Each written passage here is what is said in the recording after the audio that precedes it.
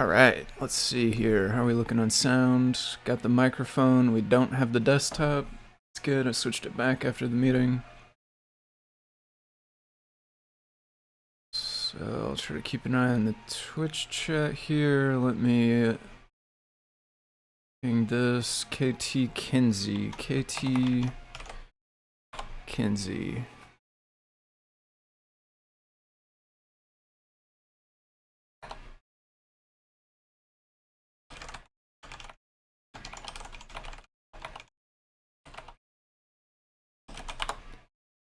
Alright, so I am kind of picking up where I left off earlier today. Specifically, actually, though, I am going to be doing PRs this afternoon, reviews for folks who have submitted typing PRs out at PyCon. Kattni and Maker Melissa are there doing the sprints, and one of the things that folks in the CircuitPython sprints can work on are good first issues, and a lot of the good first issues are the type annotations. So like here, I'll pull this out. This is like the GitHub email tag or whatever, and you can see we have lots of missing type annotations. We have lots of these things coming in. So thank you to everybody who is out at PyCon working on this stuff. And so I'm going to go through and do reviews on these this afternoon. Let's double check here. Oh, let me see what Kattni says. Nice. Sweet.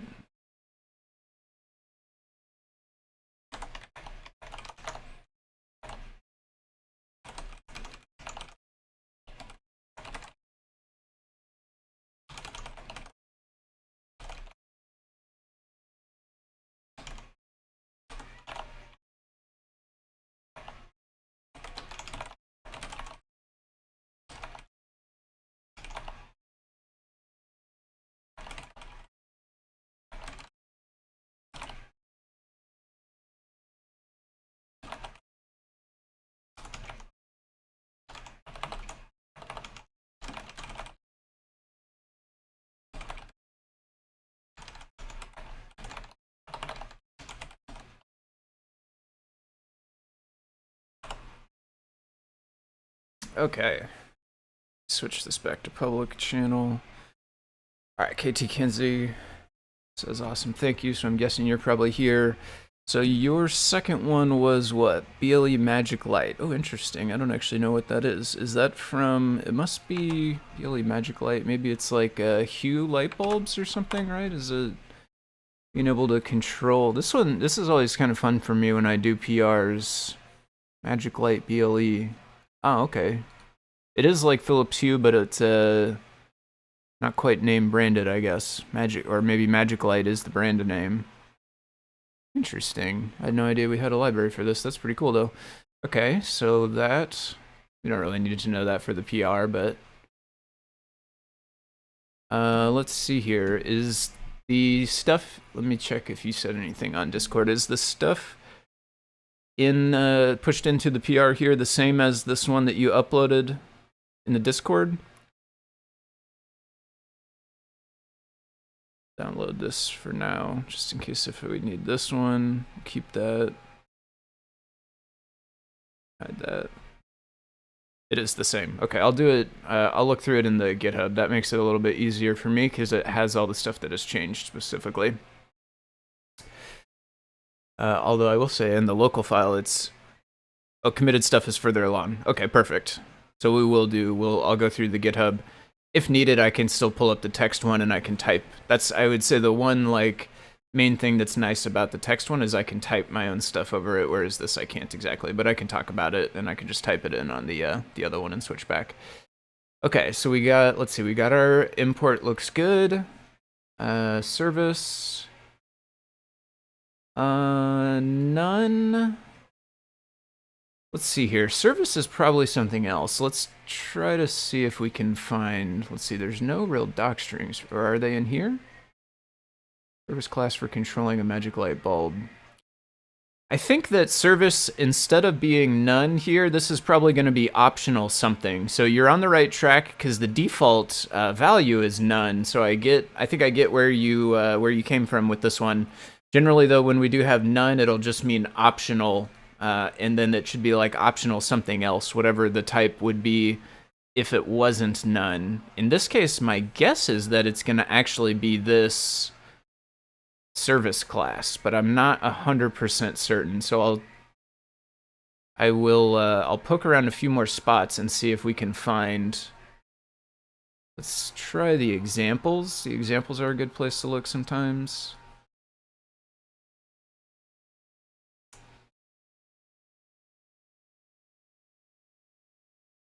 Where does it actually call init? I guess this one's actually a little bit different. It's not really calling init. Service optional service. I think that's correct, yeah. I'm again, I'm not 100% sure yet, but that's what I'm thinking. I was kind of expecting we would see inside of here like magic light service parentheses as something calling the initializer, but doesn't look like it actually works that way. It ends up doing, let's see, radio connect returns active connection pixels equals. Oh, weird. Interesting. Okay. I don't think I've ever seen code like this before. So what is active connection? Well, yeah, that tells me line 38.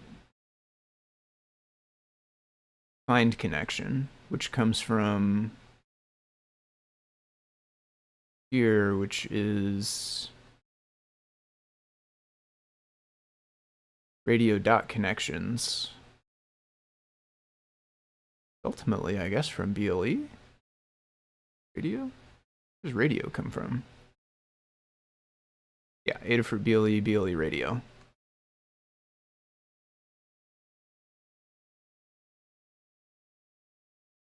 Radio.connect, you pass in scan, get back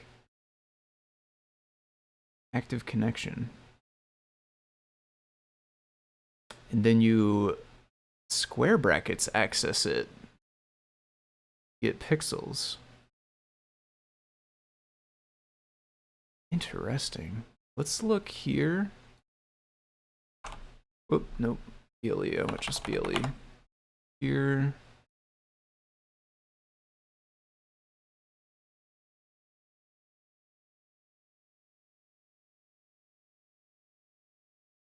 BLE radio. I guess that's in here probably. Connection. Radio. What does scan return? Does it start scan or just scan?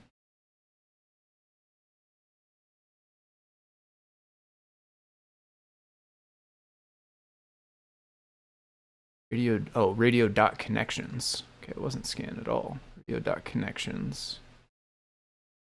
A tuple of active BLE connection objects. Okay, so those are going to be BLE connections, and then BLE connections.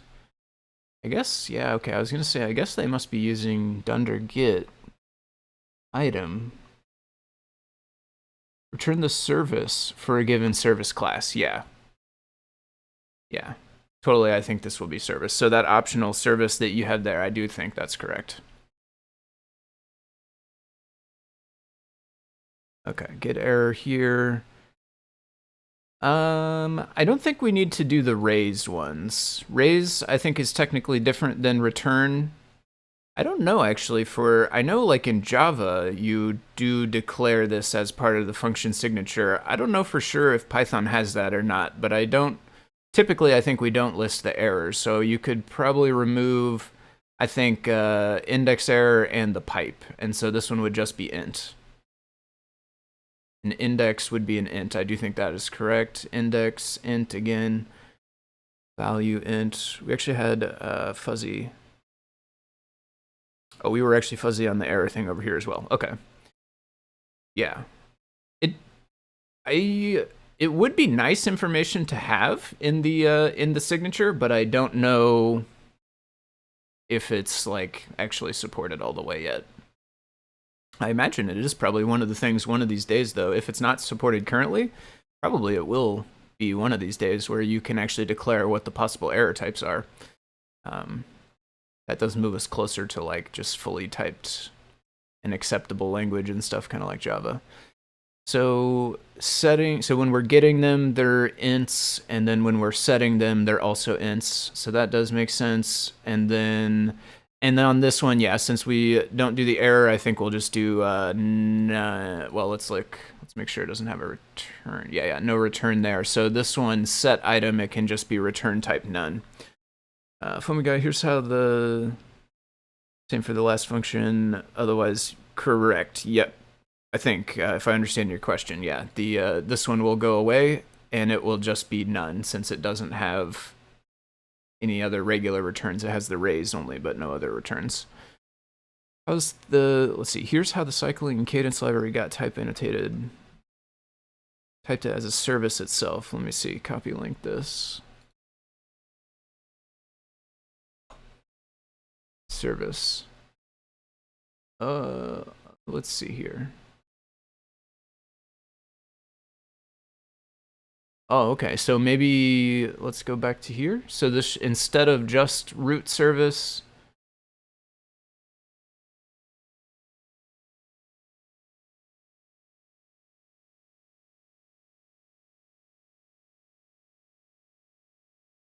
it would be optional and the actual type of service. Interesting. Okay. That's weird that you would be passing it in to the init. I guess that's just the way these get initted, though. Okay. So, yes. Yep. That's right. KT Kinsey. Yep. I think I steered you wrong first, but you're on the right track. You got it now, I think. Optional and then Magic Light service for this one here. Yeah. And thank you to Tektrick. I don't know if Tektrick is watching. Let me say thank you here.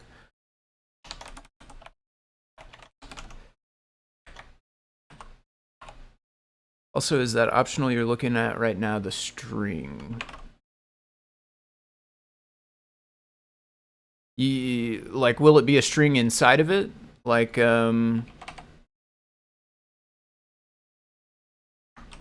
optional Magic Light service? That's spelled right, I don't actually double check. Magic Light service, yeah. Have you pulled up? Always nice to follow along. Nice, okay. Thank you, by the way, for everything you do, but also for helping out with the reviews and the typing and all of this stuff. Let's see here. I have no idea where to add it, but being able to switch back the badge while the game is active would be nice. Oh yeah, we could do that. Button A and B are available, yeah. It could speed up.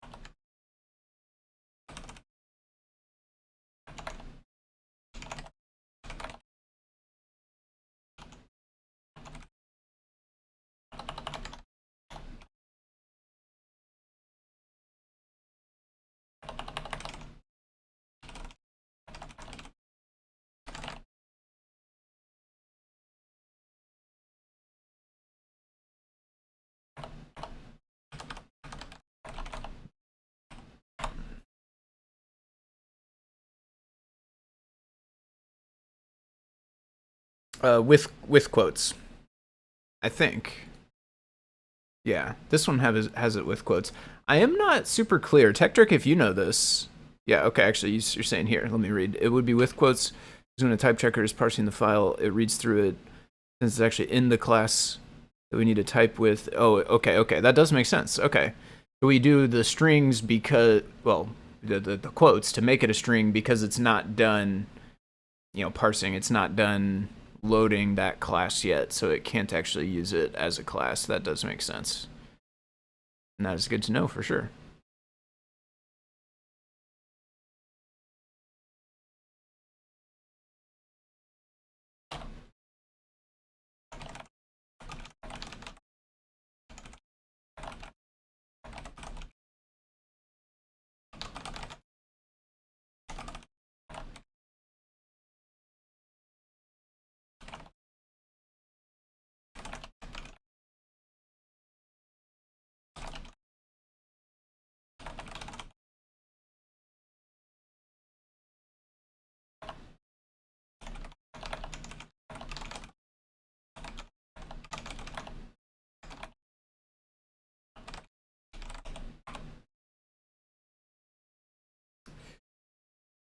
Okay, I don't know why I minimized that. Let me put that back.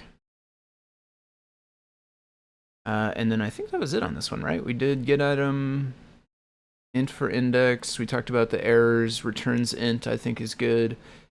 Index int, value int is good. We talked about none for the set item. And yeah, that's all that's in this one. That one, and then the init, which we also talked about. So I think we're good there. Oh, and I even saw that refresh button, so there probably was already a commit. Let's do that one.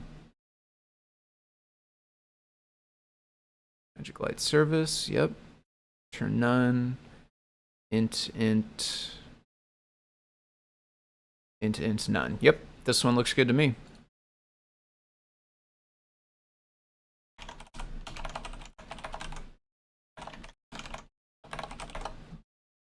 Your user, GitHub username the same, KT.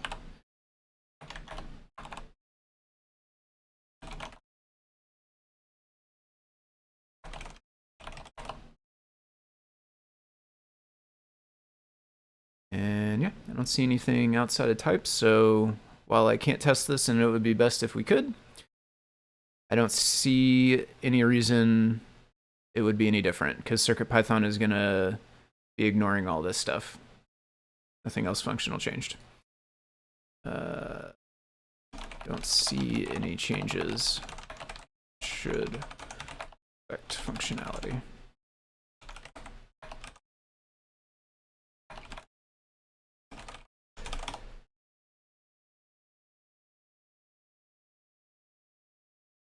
Oh, I will let the, I'm sure it'll pass because it passed the first time and the changes were pretty small. Interesting. It does mean at least Pylint is okay with this. I don't know if Pylint is actually looking at the types at all, though. At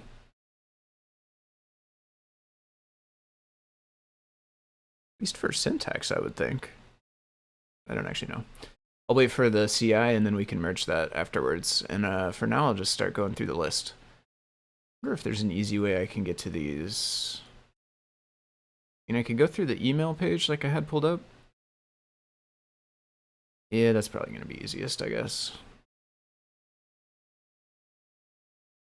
Oh, nice. I think we looked at this one this morning. Nice. Yeah, okay, we checked in with Brent earlier. I think that one got merged. Getting to look at both files. Snake helpers was confusing me. Completely forgot about. Ah. Yeah.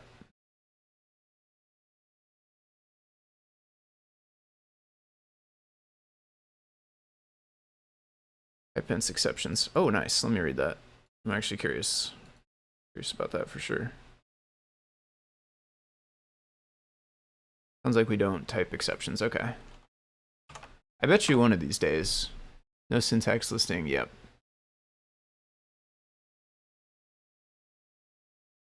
Huh, okay. I bet you it will change. I mean, we had doc strings before we had types, and types were still turned out to be a good idea. I bet you eventually somebody will decide this would be super helpful for it to give you the potential error types. Yep. Yep, that's my understanding as well. Saying just to put it in the doc strings. All right, looks like we passed. Yep. Whoop, we'd already approved. Let's go back here. Whoa, what is all this stuff? Interesting. Did I fold this down somehow? Is this new? Huh. Maybe I just don't usually scroll down that far? I don't know. All this stuff down here looks new to me, though.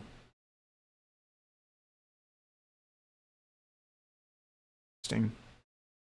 Anyway, this is usually how I do it.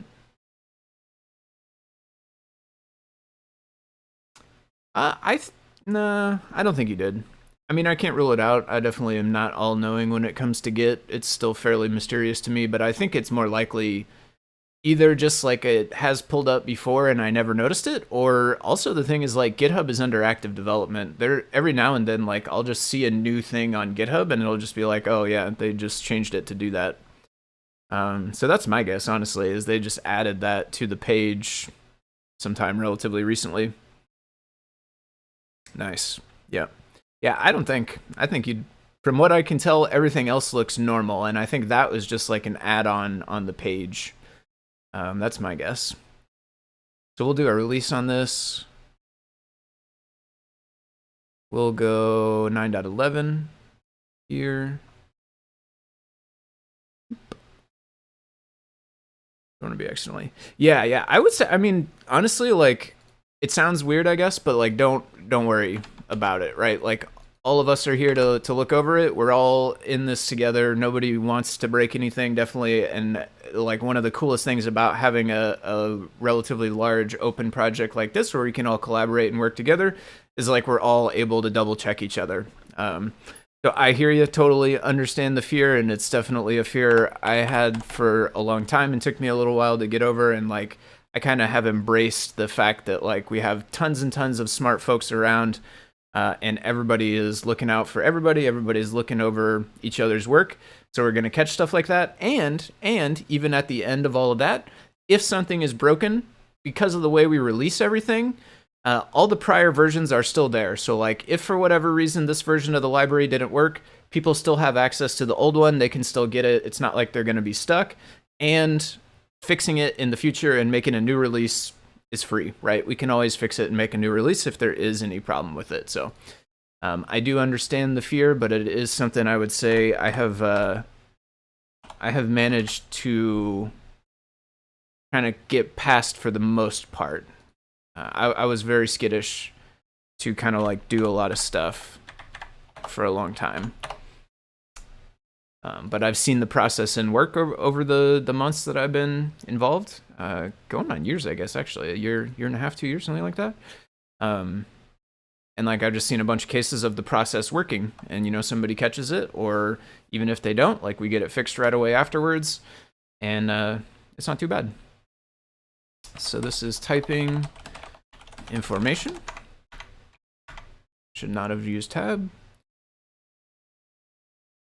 Thank you so much for all this help. I'm finally a contributor. It feels pretty cool stuff for me. Yeah, that's awesome. Congratulations. Thank you so much for working, for contributing, for stopping by the sprints at PyCon, and for helping us out with this stuff. And definitely we'd love to have new folks around. Like if you want to stay involved, you know, definitely stick around the Discord and keep helping us out. Like we meet every Monday. So I'm guessing maybe you saw Katney or talked about it a little bit, but if you want to join in on the meetings and stuff, you can get involved in that kind of stuff too. We're always happy to get new folks in, so thank you for sure. This release includes typing information for function arguments and returns. Thank you. Let's see here. There we go.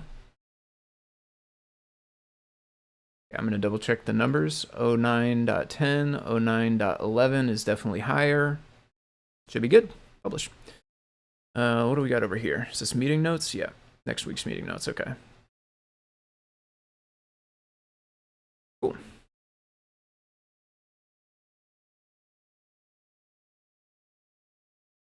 All right, so I think I'll just pull over my email. Am I in emails? I don't think I am. I don't know what this is. This is kind of risky, I guess, right? Let me do this over here. Yeah, this is a different account. This is two different accounts, actually. Neither of which are the one we want. Okay, so I think what I'll do is just pop this over for now. Be kind of annoying because I'll have to go back and forth between this and Firefox.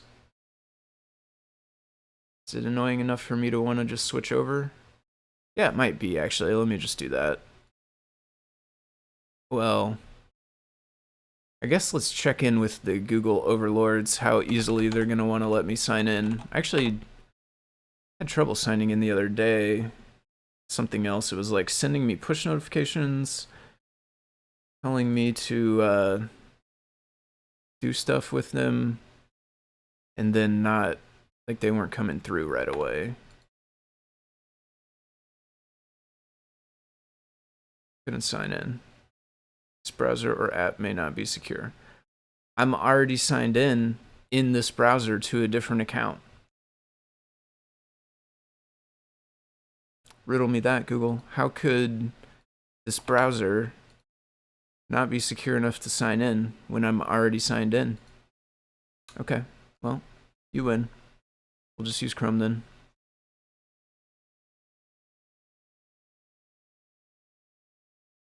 That is weird. Don't like that.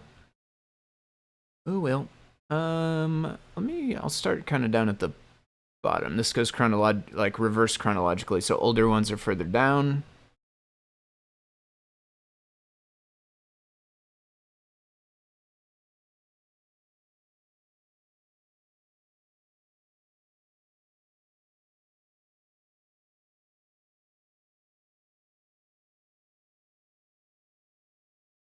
Electric got this one. No PR yet. Nope. Okay.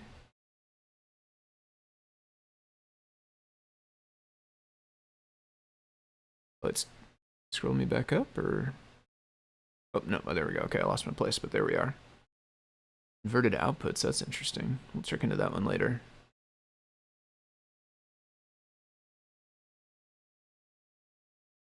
This one types closed.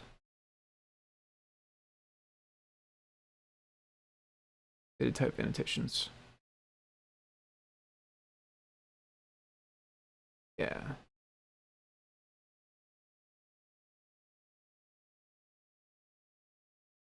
Oh, I see. Yeah. Didn't have none. And then once we added none, Black wanted to format it to a separate line.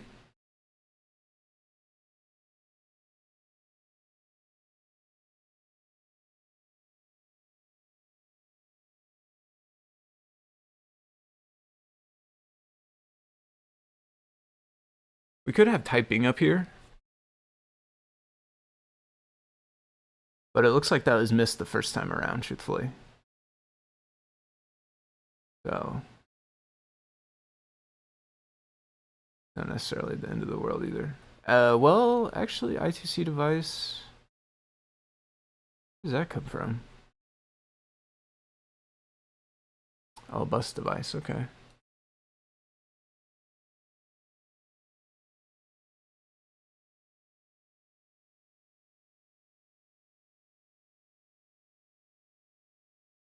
Okay.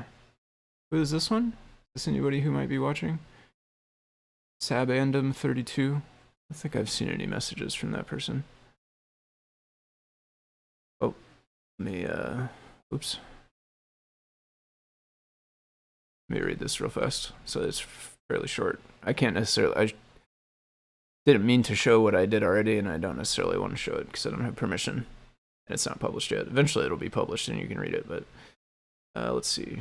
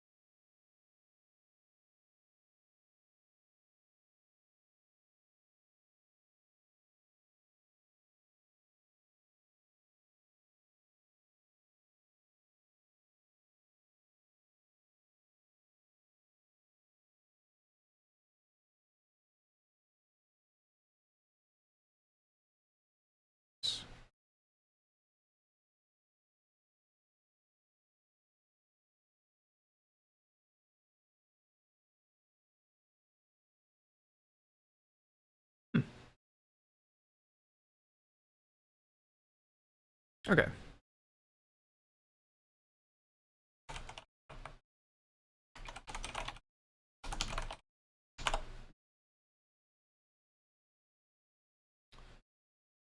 Okay. I think on this one, honestly, I'm inclined to just approve and merge because it does fix the missing none. We could add the typing here, and ultimately I think we'll want to. But it wasn't there already, and this user didn't actually touch that portion of the code, so I think it'll be nice to just get their contribution in, and then we can go back and fix that after the fact. I'll test it as well just to make sure that that is not going to cause any trouble, but I think that that is how it should be, is have the typing up there. But it seems to have gotten missed the first time, possibly even by me. I'm sure I've done a bunch of the reviews. It's possible I missed it during the review, but the other... Oh, okay, no, yeah, so nothing else changed. We do have I2C, we have int for address, and then none. None was the change, basically. Okay.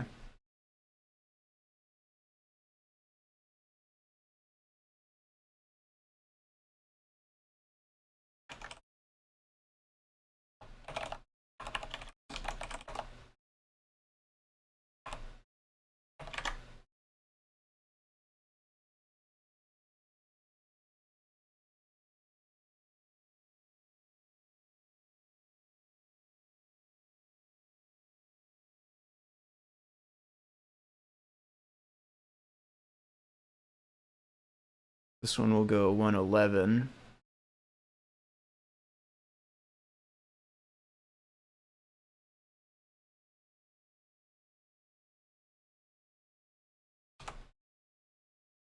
.0.11 actually.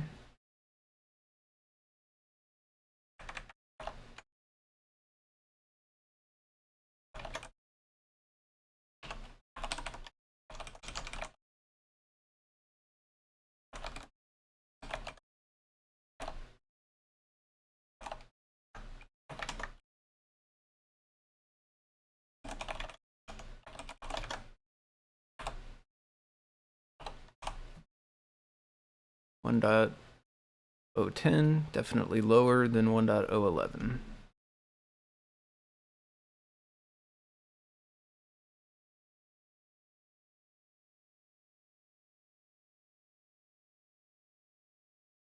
Not sure. I think they opened 2 PRs.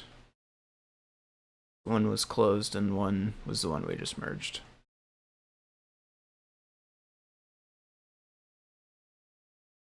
Like Melissa got this one. It's typing adjacent. It doesn't look like it's actual type hints. Okay, yeah. From Tektrick, and also Melissa did get to it and merge it. I'm gonna peek in on this one too. Nothing else yet. I was gonna wait and see if Melissa said anything on this one.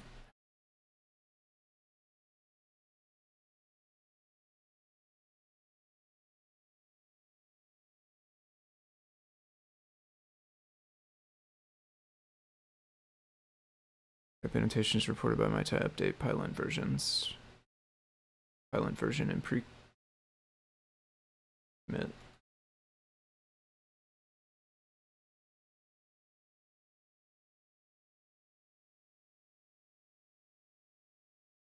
.12.2?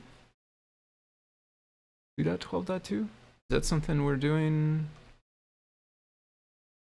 more broadly? Did it fail at first, or?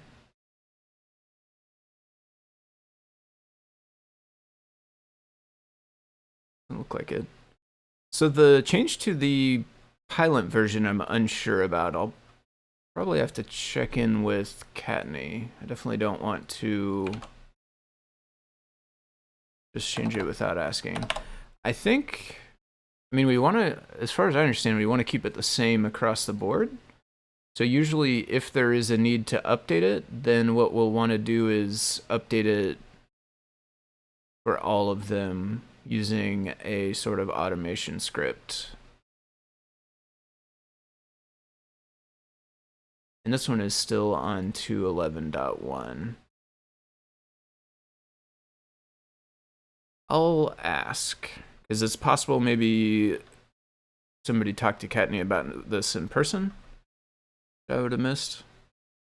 But my instinct is that we don't necessarily want to change it as a one-off. More that if it's time to update, which does happen time to time, we will make a script that, or a patch that runs it across all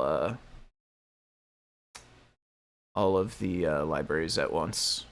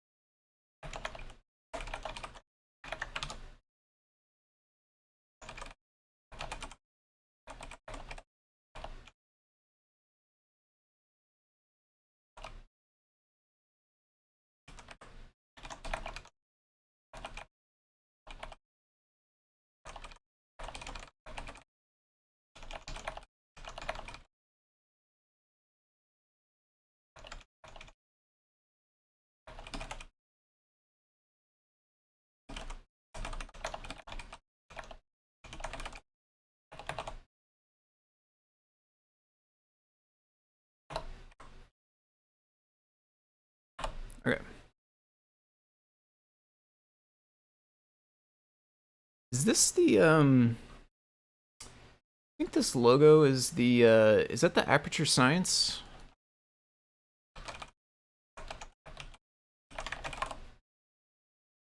Yeah, it totally is. I like your GitHub icon, Sabadam32. I don't know if you're watching, probably not, but either way, I like your GitHub icon. Oh, let's see here. I had the Twitch in the background. Tektrick is over in Twitch. The BLE libraries tend to optionally allow service to be passed, or it lazily creates itself instead. Services, I think, the type cycling and cadence one is that way. Okay, yeah. And you linked me over in the Discord on that stuff too. Sorry I missed that in the Twitch there for a bit.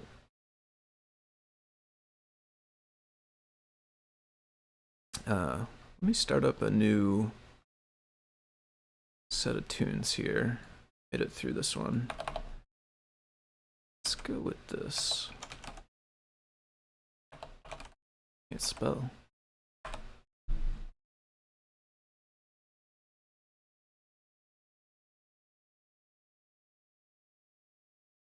That'll work. All right. And back to here to keep an eye on the chat and the Discord. Okay. Portal. Yeah. Those are cool.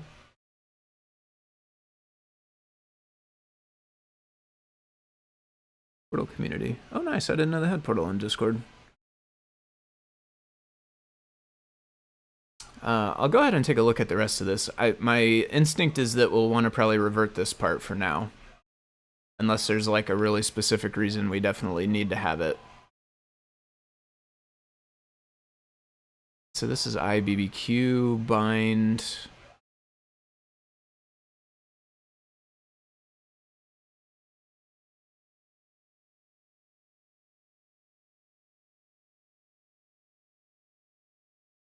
Do you think, Tektrick, if you're still around, do you think this one... Oh, well, hold on. What are we inside of, I guess? Class setting result.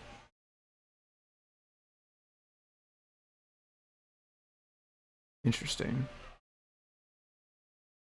Is there an IBBQ class? Do you think this one would be the more specific service too? Like, I assume there must be a... Let me get this one locally, IBBQ. I don't know if I actually have that cloned. Assume there will be a class like IBBQ class or something though, right?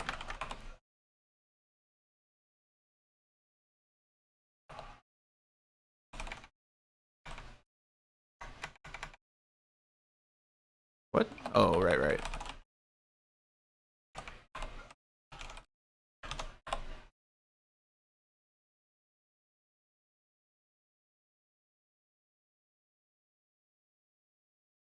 So the GitHub preview is nice because it doesn't show you stuff that hasn't changed, but sometimes you want to look at stuff that hasn't changed. And then it's nice to get it locally also. Go back and forth sometimes between these. It starts with BLE. Yeah, there we go. This one is a little bit different though. It's not actually in the driver class, like the service class itself. This is inside setting result. Also a real-time data, and then there is an IBBQ service here. I'm thinking maybe this bind should be the IBBQ service rather than, oops, this is the wrong one, rather than the generic service.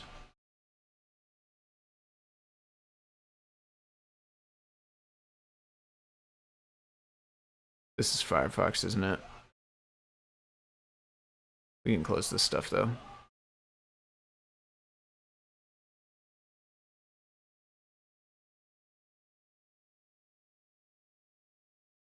gonna have to close a couple of these so I can actually figure out which one I'm in. I think it's how it works for all of them, that the service is specific service. I think that because of how the BLE library works for both sides of BLE. I think I talked to Dan about it. Okay. It's good enough for me. I have done very, very little BLE on the CircuitPython side. I actually did a fair amount of work integrating on the Android side of a BLE connection between an Android phone and a CircuitPython device, but next to nothing on the CircuitPython side yet.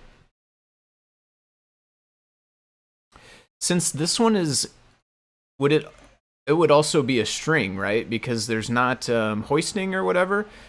And since this class is declared before IBBQ service, if we wanted to type it here, we would have to use the string since it's not actually been loaded yet, I think. That's my understanding. Oh, that's going to be so hard to get used to. Wish it would let me sign in on Firefox. It's so weird. I don't know why it's doing that.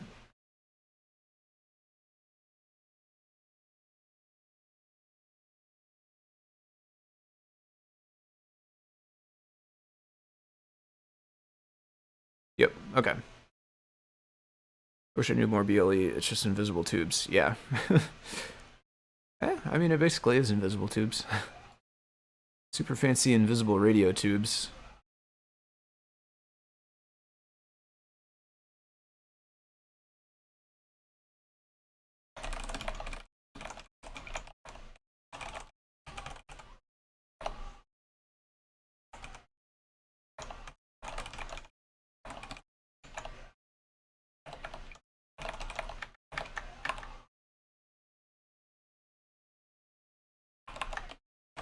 I'll just do the whole line. I'm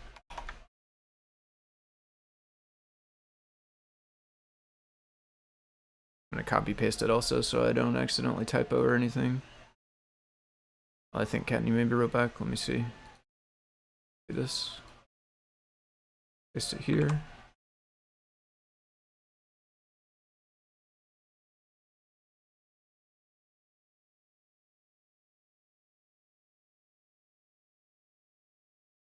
Oh, nope, near duck.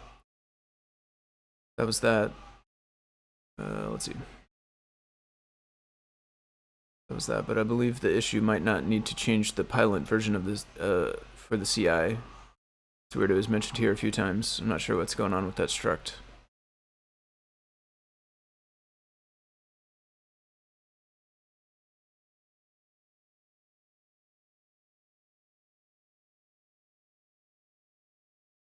Might not need to change. Okay. Yeah. We'll probably have to... I did see this go by earlier, the struct thing. Oh, I see. Yeah, here, this is public. We could put this back. Oh, okay, this person was in the Discord and asked about this, actually.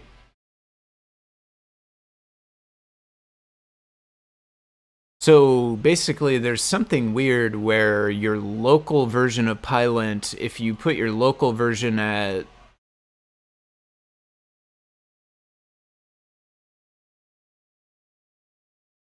212.2, it gets around this weird struct thing. I wonder if we can find anything about this.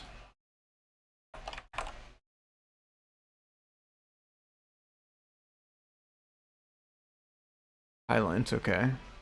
And it's from a couple of months back.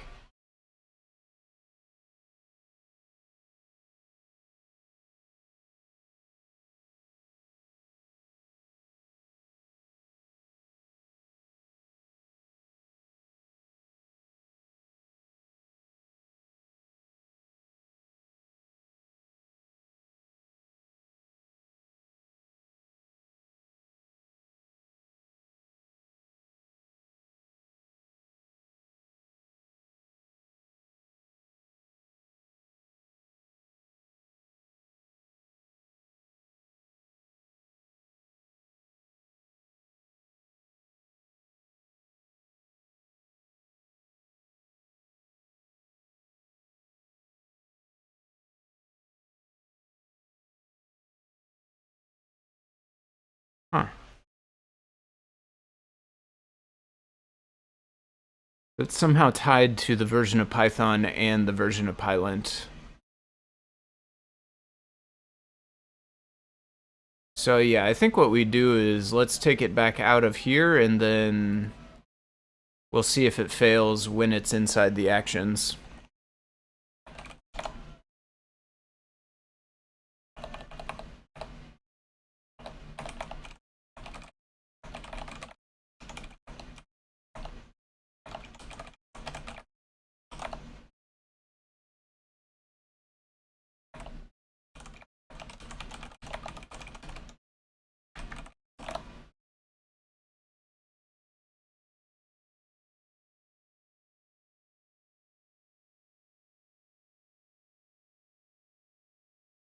Oh, empty present.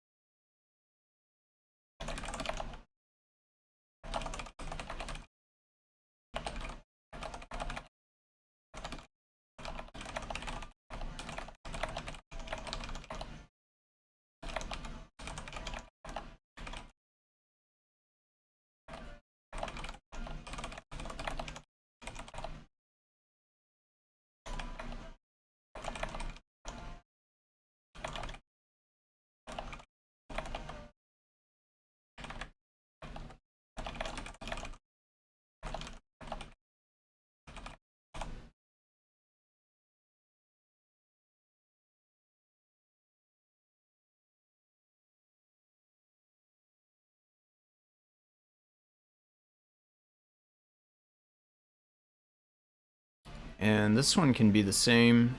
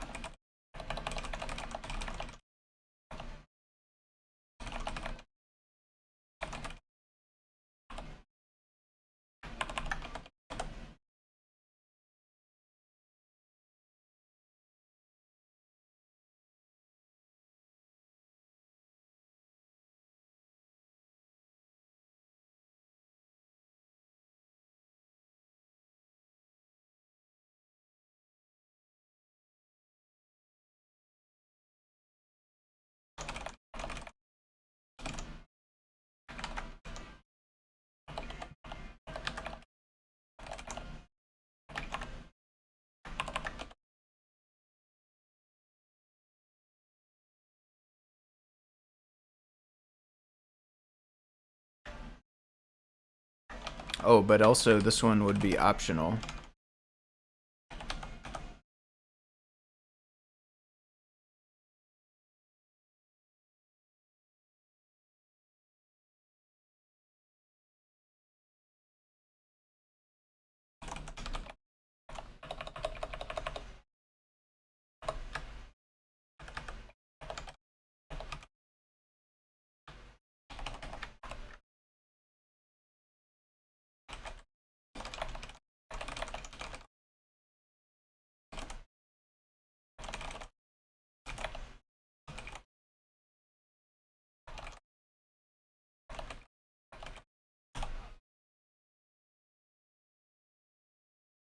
Return none is good. And that looks like all we got.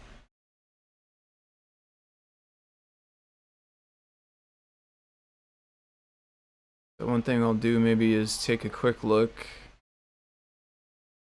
Doesn't seem like very many, but I think this also doesn't have very many functions. Oh, there are a couple more actually down here. Did they not get put into the issue, maybe? Maybe the issue didn't get generated, right? Or possibly these things got added afterwards. Interesting.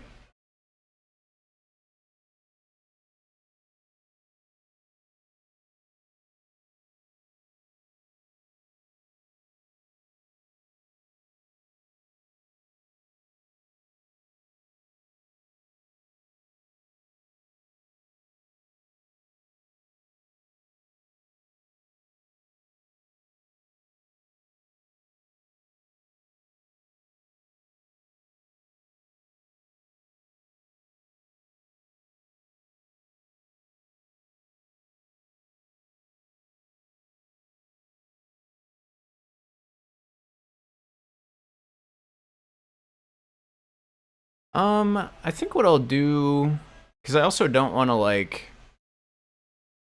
just tell this person we're not going to merge their thing until they go and do all the rest of them also. I'm happy to have them worked on some of them, and since the issue is wrong, basically the issue didn't find all the right ones. I'm not sure why it wouldn't have found them. That is kind of strange.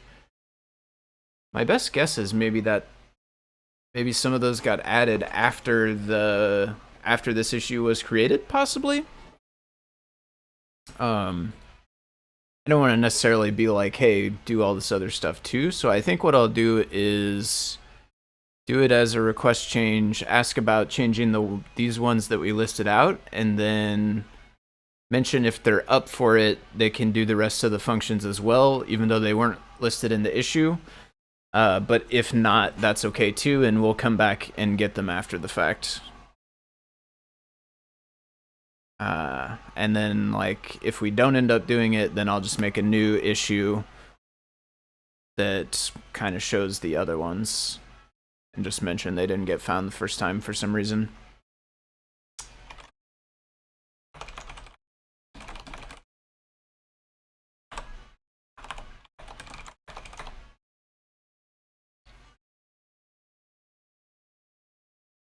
Let's see here.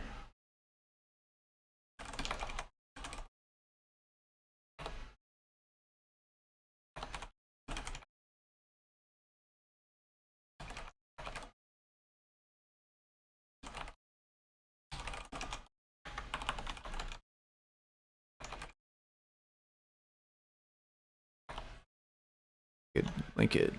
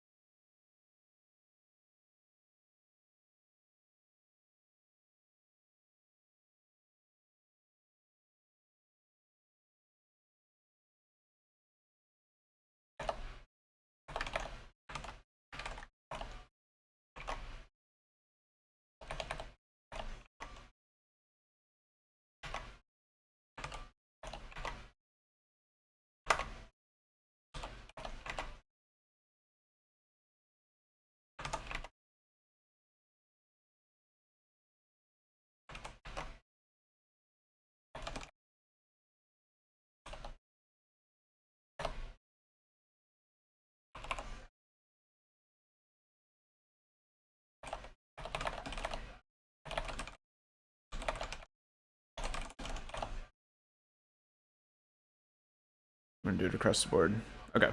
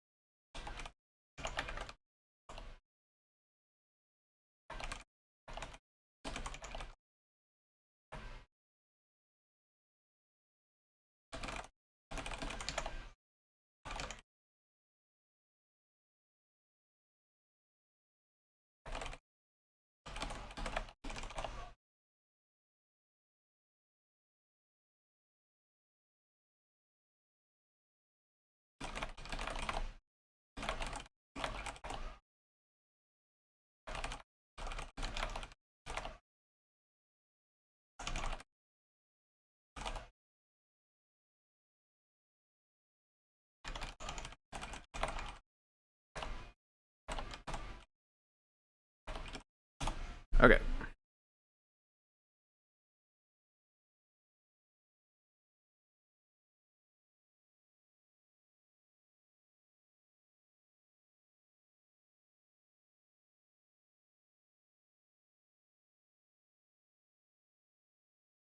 Thumbs up.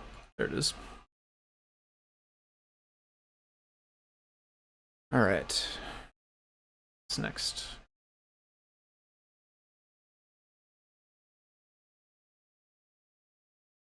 I think this is the same. Yeah.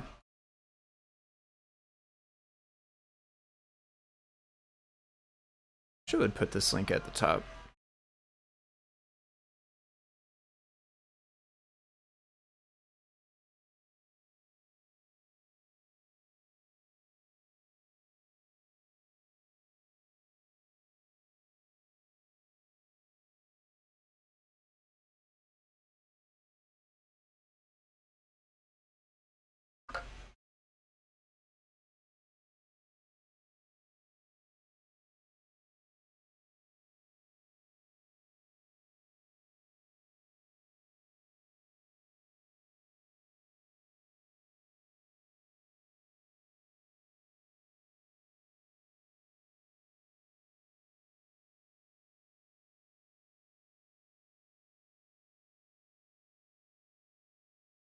Oh, nice. Yeah, thanks for adding the typing one at the top there. Looks like we didn't have that first time. What is this? Bin ASCII? Yeah, looks like we didn't have that the first time around.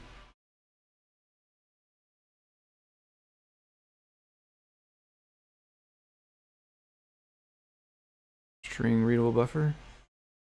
Is readable buffer, isn't string one of the ones inside there? Do we need to do both of them, or is it okay to just do readable buffer by itself?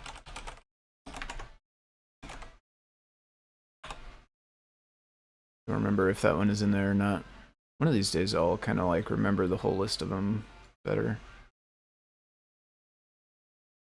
No. Okay. Array, bytes, memory view, matrix, ND array.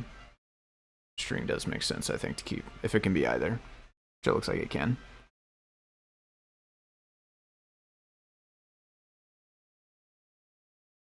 Change bytes to readable buffer.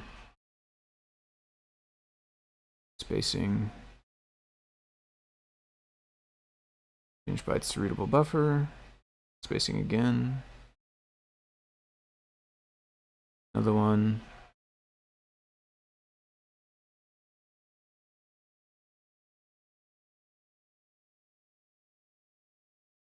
Yep. That didn't really change, I guess. The spacing and then the readable buffer, okay, yeah. 723. 723. Yeah, I'd be fine putting the version instead of adding typing as a separate one. I think that's what you mentioned, right? Blinka 723 adds typing, so no need explicitly require other than pinning its minimum version of Blinka.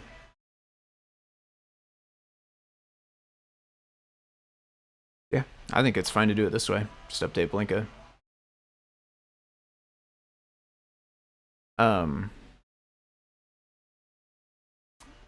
Let's see. I don't see any functional changes, but I do think we have the ability to test this one, so we may as well, right? Let's see.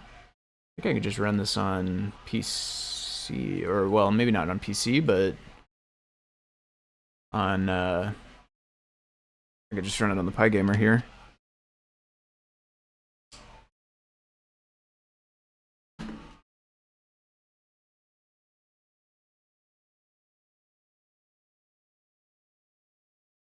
Let's check it out, Benaski. I probably have this one. Maybe not. Doesn't look like it actually. Well, maybe if uppercase is different. No. Surprised actually I don't have that one. Oh my.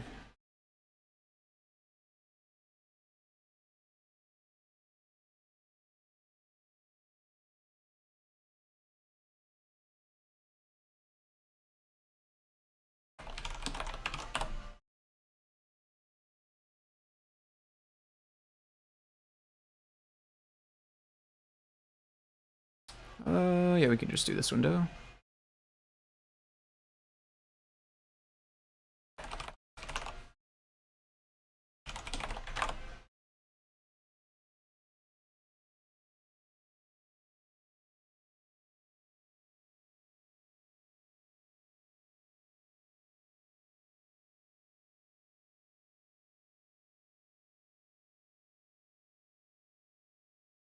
Oh, wrong one.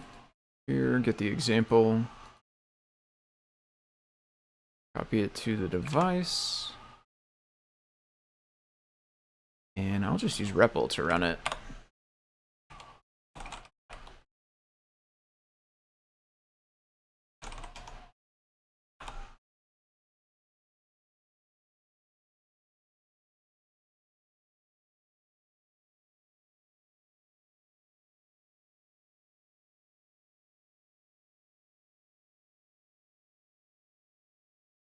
Yeah, seems good to me.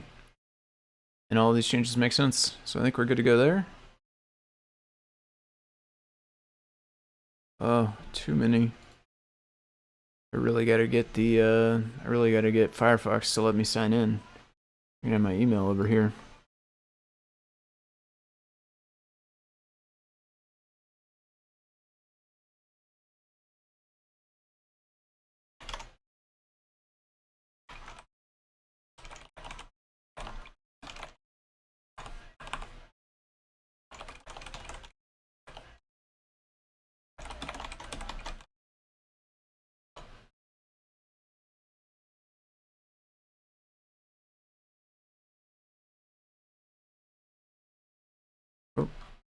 Wrong way.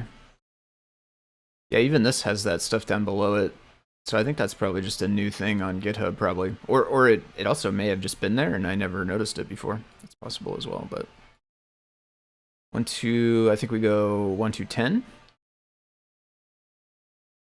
like we had a couple fixes on this one a couple weeks back too. A month or so ago.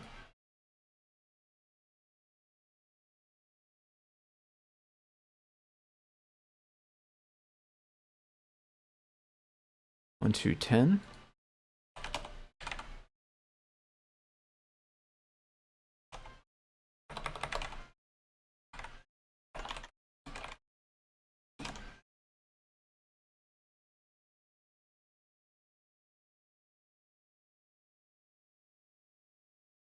Okay.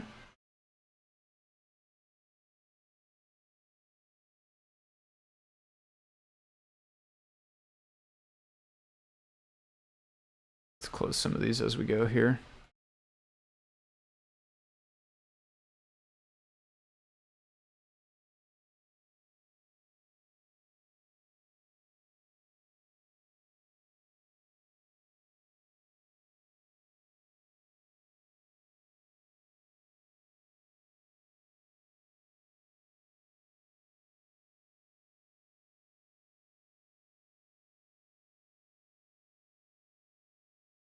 And that might be the only one for this one.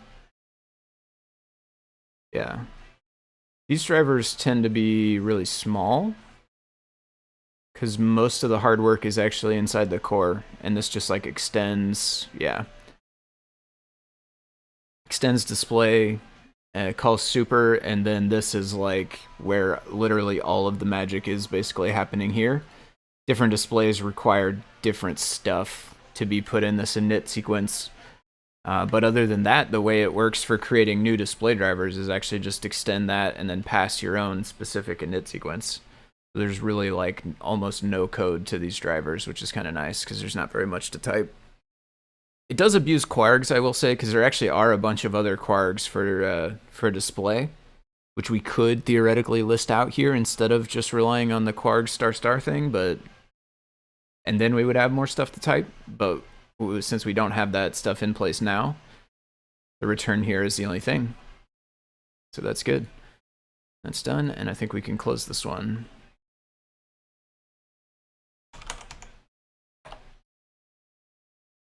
Not sure if we... Oh. Bus. Actually, that I think maybe Melissa's talking about the same thing that I was just talking about, basically. And I think... Let me double check. Oh, bus. Yeah. Bus, we should type. We should type bus.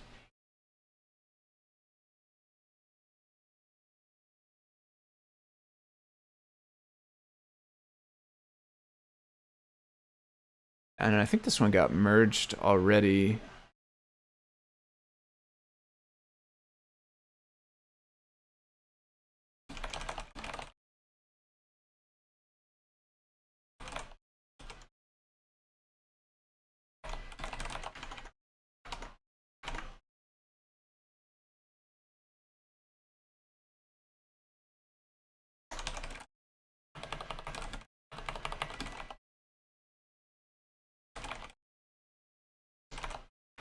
So we would actually need the import as well. I mean, we want the import, I guess. I mean, we explicitly don't need it, but the whole point of it is that we use it even when you don't need it. Oop, can't tab.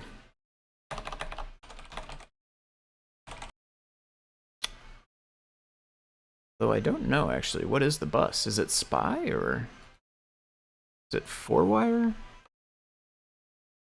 Look at a usage. Maybe. Am I still on the internet?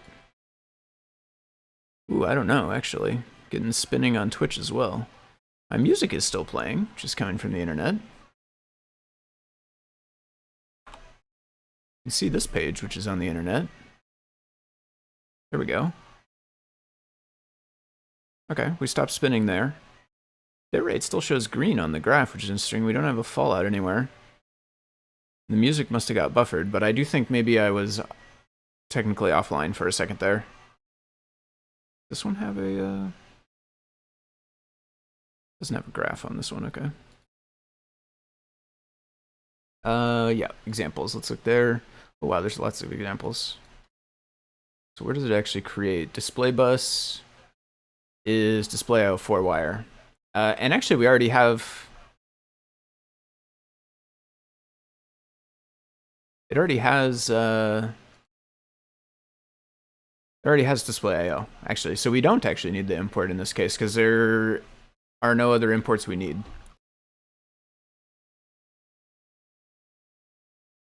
It's a rare case where we don't actually need any other imports.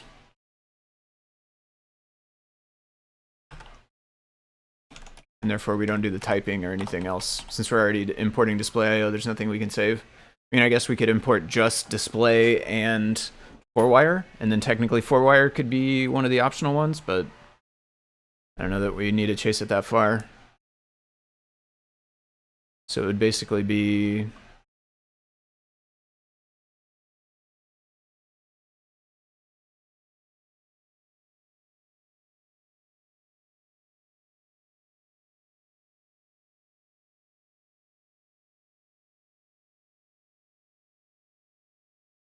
Yeah, I will say these display driver ones, these ones are, even amongst the good first issues, these ones are like good first issues. These ones are like, they have very little code.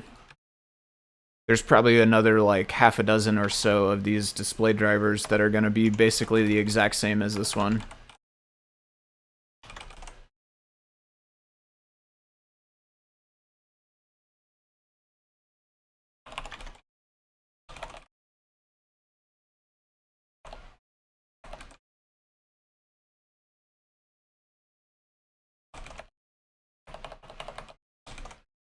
I think I'm gonna comment this. I'm gonna step away for just a minute and go feed this cat. Stripey dude cat just wandered downstairs here from his midday nap. He's gonna be bugging me for food if I don't go give it to him here pretty quick. So I'm gonna run and do that, and then I'll be right back. Yeah, buddy.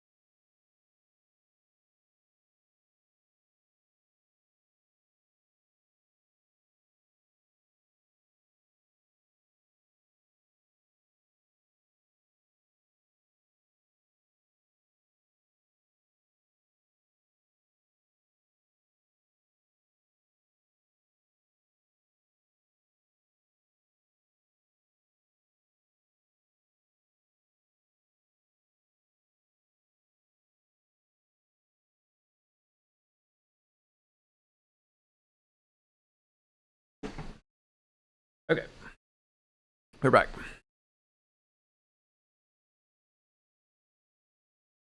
Just in time for YouTube to, I think we left.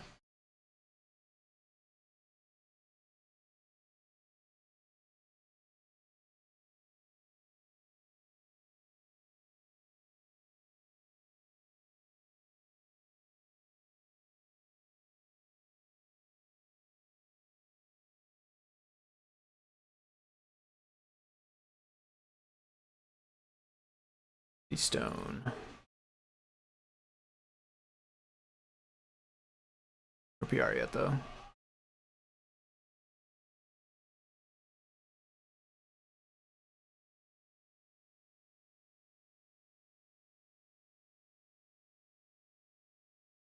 I'm gonna check back in on this one. I think this is done, right? Yeah.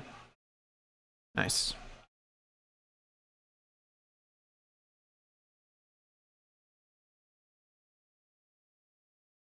Magic Light. This is the one we looked at.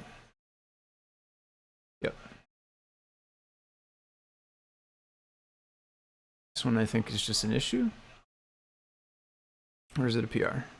Ah, it's a PR. But it is in draft. Let's see. Numerous typing changes. Reduce the number of MyPy complaints. Check my work. Focuses on quieting MyPy, but downstream usage may differ. Change int to attribute.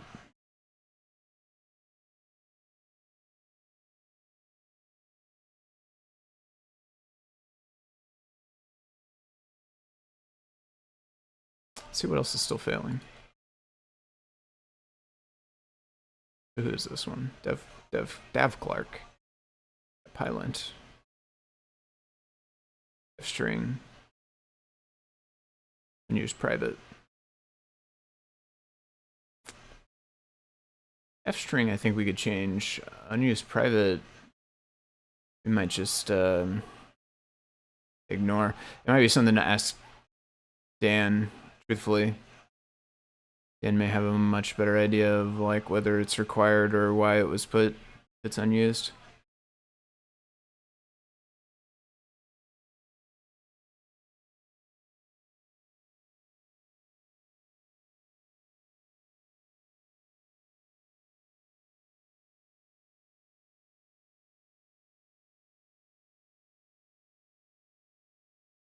What does this do? This must be one of the other MyPy errors they were talking about. I don't know if we want those just yet.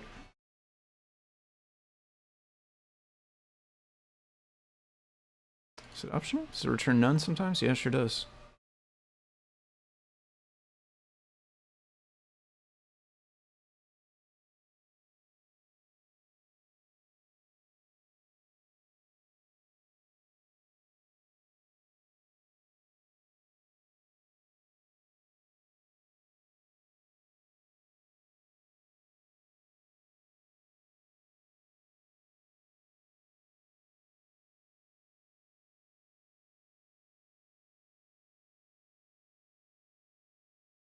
Interesting. I don't know if it's actually optional. I mean, it is checking it for none. I guess I would say by the letter of the code that is here, definitely appears optional. Oh, these ones we can't do. Yeah, these ones. So we're only doing types in function arguments and function returns. These ones where it's like a type on just a variable, just like a random variable or an attribute, if that's what this is, if it's on a class or whatever. These ones we can't do because I almost said MyPy. Really what I mean though is MPY, the MPY cross tool that we compile CircuitPython code with does not support this yet, so it freaks out when it comes across this.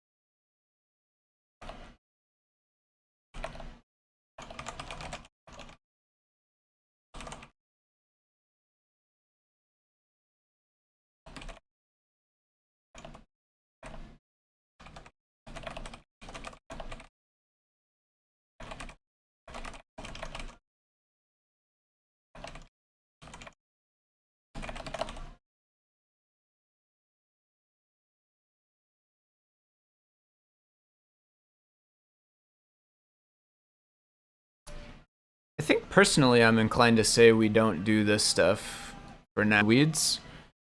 I mean, these look like, and I don't know for sure, I haven't used MyPy too much outside of making the script that found and created all these issues. This looks like basically a pylint disable type thing, right? Like you put this comment here and it tells MyPy to ignore this line pretty much. But I think we don't want it because we don't actually have MyPy checks happening. And when we do enable MyPy checks, we will probably try to use a config file or something like we do pre-commit and pylint and some other stuff. And in that config file, we might specify particular enforcements that we don't want it to do, and therefore we wouldn't have to have all these individual comments throughout the code. So I think personally that's where I lean, is like we leave all this kind of stuff out for now, and then when we do actually add MyPy to the actions, at that time we would also add a config file which will decide as a group whether and which which of all these checks we actually want it to do. And then ideally, if we want to disable some, we can disable them in a config file in one spot instead of the comments all spread throughout the code. But it is worth asking for sure, because it's not just because I lean that way doesn't mean that's definitely the way we'll go. What is the attribute? I think these probably should still be ints, right? Attribute.open.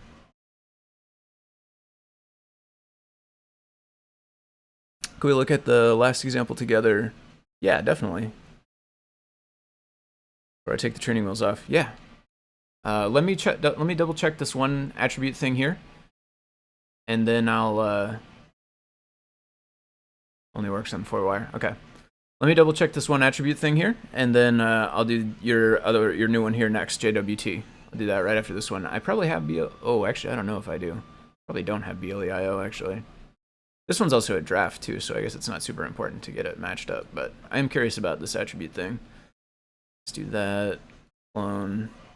Okay. Git clone that one, Blinka. Oh, not going to be in there.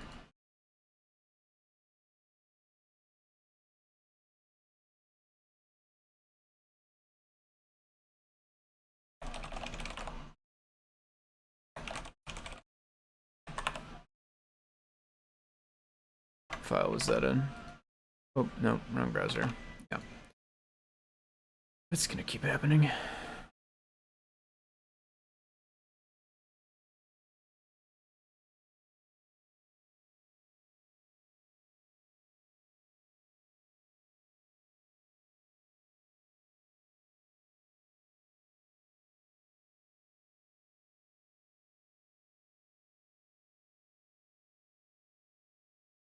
This is in BLEIO common.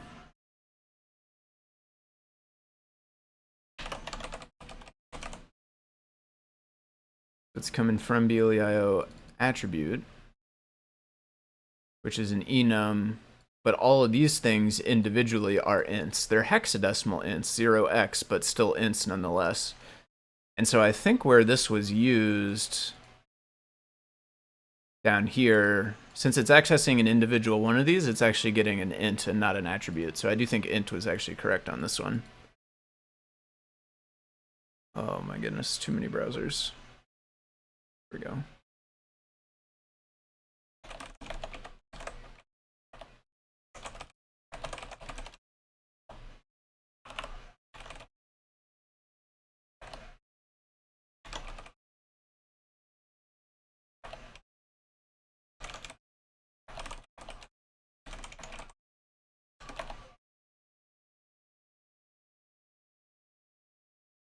Hexadecimal?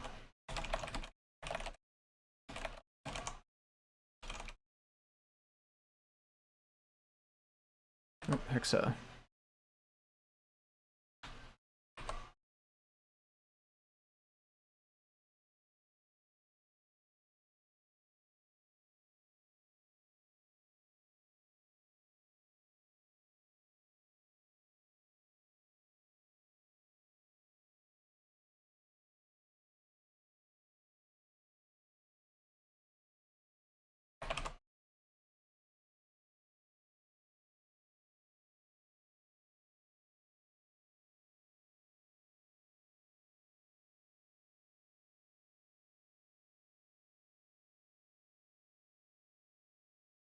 Whoa.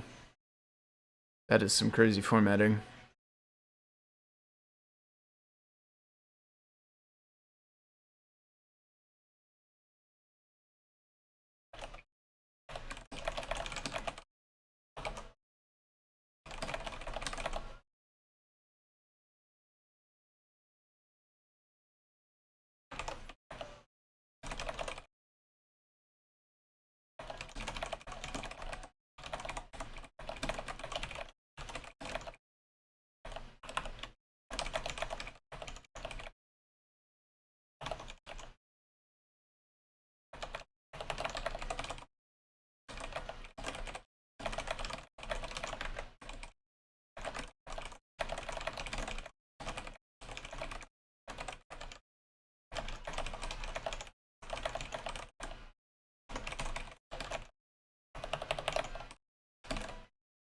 Don't really need parentheses. I overuse parentheses when I write.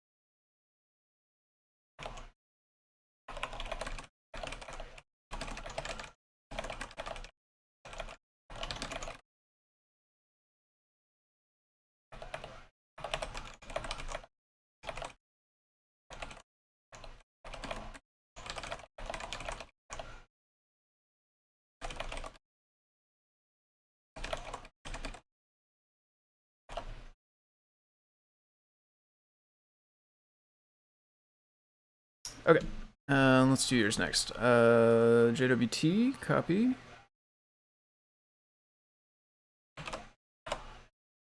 Oh, what is this? Why? Really? Oh, I see. Copy message link versus link. Okay. I gotcha. Okay, this one's the issue and then the PR. So I'll download this. Download. Got it. And let me pull up the issue and we can see this list. I think we got what, 5, 6? 6? Keep open. All right. Import looks good.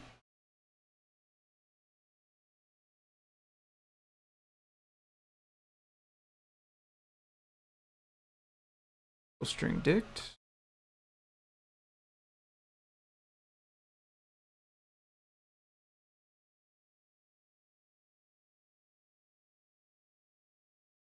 Okay.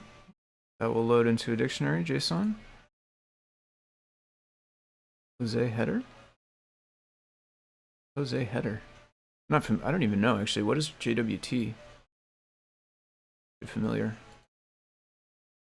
WT. Authentication.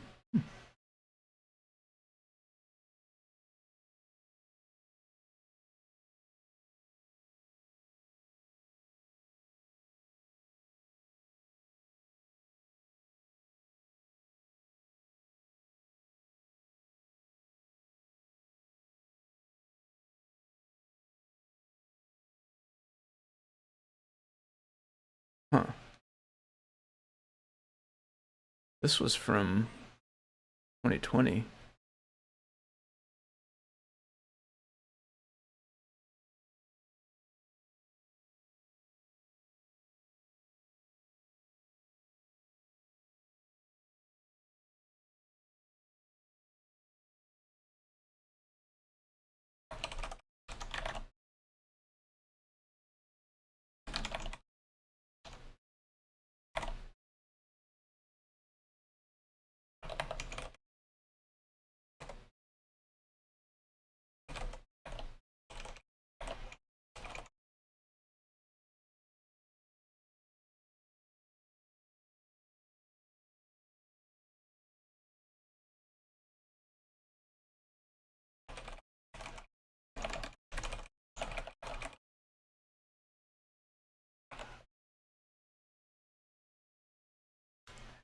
We replied to a message from basically 2 years ago. Just replied to it now.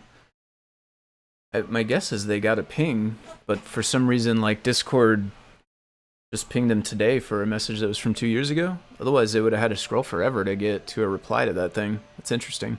I don't know. That's weird. Back to this, though. JWT. So we did... Let's see here. String was listed here. Looking good there. Return type tuple, and then specifically we know... String tools.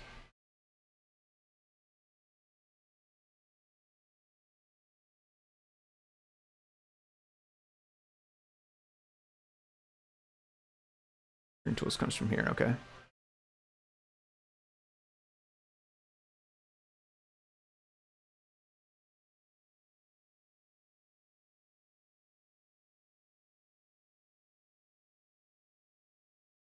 So we could actually find this. Let's make sure, yep, that one shows string there.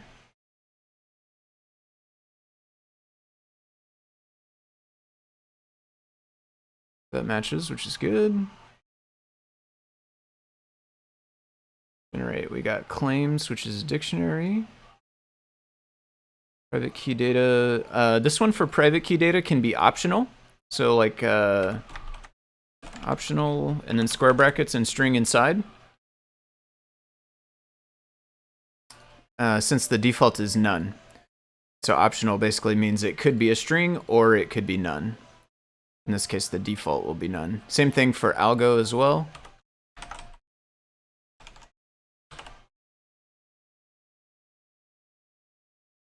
And headers as well. Optional dict on that one, optional dictionary.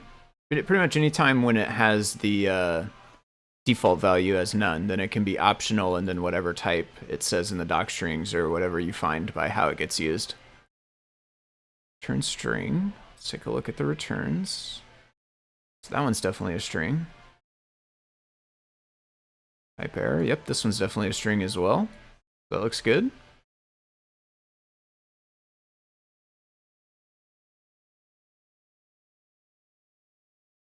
JSON web. Oh, JSON web token, JWT. Okay.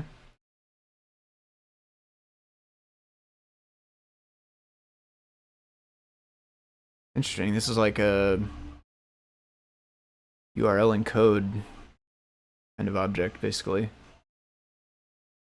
Or if I guess we don't have URL encode. I don't know where it comes from in Python. We have payload bytes was here. It does say bytes like. I wonder, I don't know if TechTrick is still around. If so, I'm curious if you think this one could be readable buffer. But I'm not sure that I know for sure enough to like say that it definitely should be or not. So I'd say bytes matches the doc strings. Yeah. What do you think on this one? URL safe, B64 encode. So it had bytes. I assume this probably was here before in the doc string. So they matched it with bytes here. But you think this is a spot where it could be, because it does say bytes like here.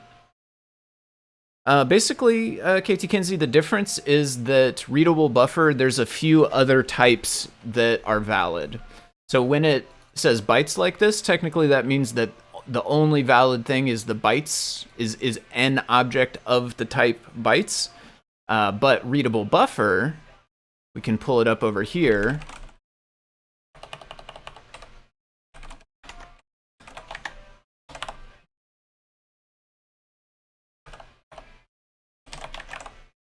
Whoop. Readable buffer, it's called, I think, a protocol, and it's basically just a list of types. It's kind of like doing union, bytes, byte array. I can't remember all the rest of them, but there's basically a list of them. You can find it right in here. Yeah. Oh, in fact, it's not like using a union. It is literally just using a union and keeping that into a variable that we can use later. So basically, when we use readable buffer like this, it's saying that any of these types that are listed here are actually valid to be passed to that function, of which bytes is one of them. So it's not like incorrect really to say bytes. It's just more specific than it needs to be. And usually one hint is the way that it does say bytes like when it lists it here. But I don't think we necessarily had a way in docstrings to do that, so it does make sense probably why that got done as bytes before. But that's going to replace something I did later. Okay. Yeah, that part is still relatively new to me. Like I'm starting to pick up on it. I think I have it understood now, but it's still like very new to me as well, that part of it. So, and then return. Let's look inside of translate. So translate has no one here. And it goes SB, which is string IO get value. So what does a string IO get value return? Oh my gosh. Whoa. Hey, buddy. You can take readable buffer, and we'll spit out a bytes object. And that looks like the only limiting factor, so I agree readable buffer should be the type for it. Okay, cool. Yeah, thank you, Tektrick. I think just input.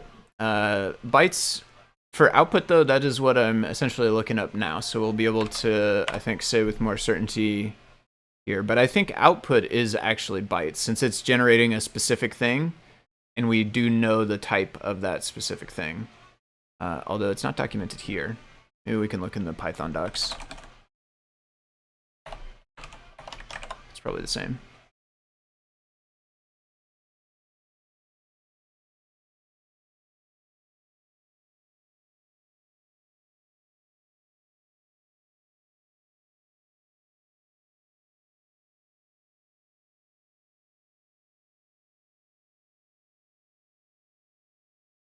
Actually, it might be string.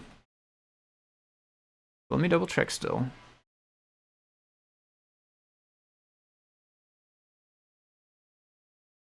Let me double check still. Let's see.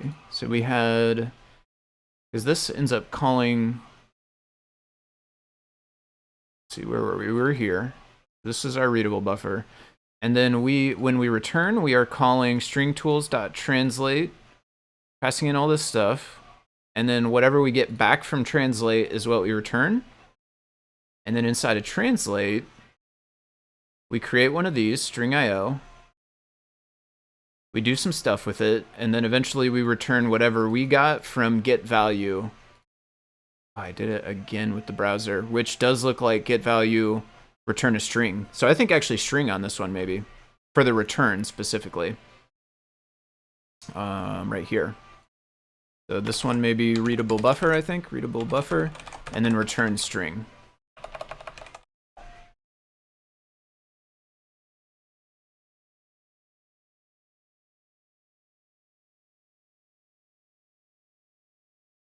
Bytes payload, bytes like object. Yep, this one I think too. This one you started it with the union.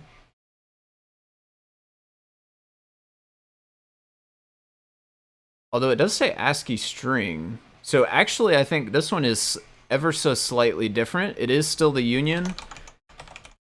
And I think it's union readable buffer or string. Because if I recall right, and then let me double check still, I think that this one, yeah, string is not one of the readable buffer ones. So this explicitly can be either one of the readable buffer classes or a string class, since this one says it could be an ASCII string or a bytes like object.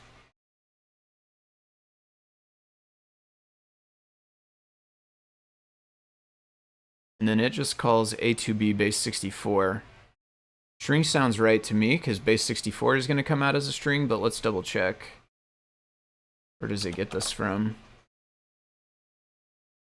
Oh, it is an import from bin ASCII. Let's double check bin ASCII.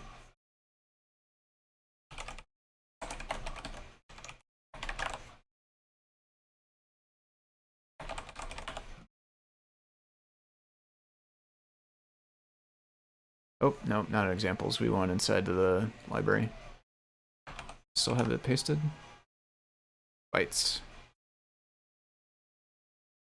Yep, that one is bytes. So then back to here. So I guess it would be bytes instead of string, maybe.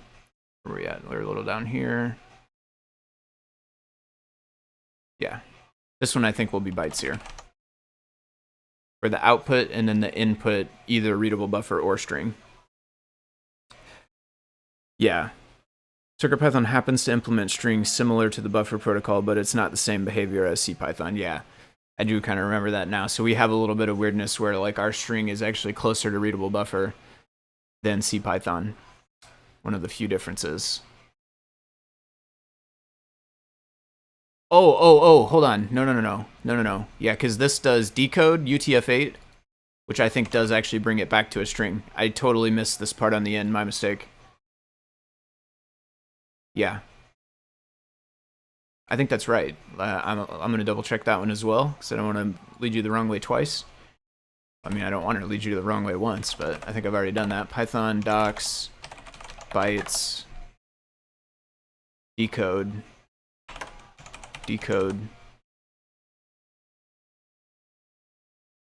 return a string. Yeah, string was right on that one. Sorry, I had changed that one to bytes because I hadn't looked close enough at the end there, but string I think is correct for that one. Here, yep, we probably have the same thing where this can be readable buffer or string.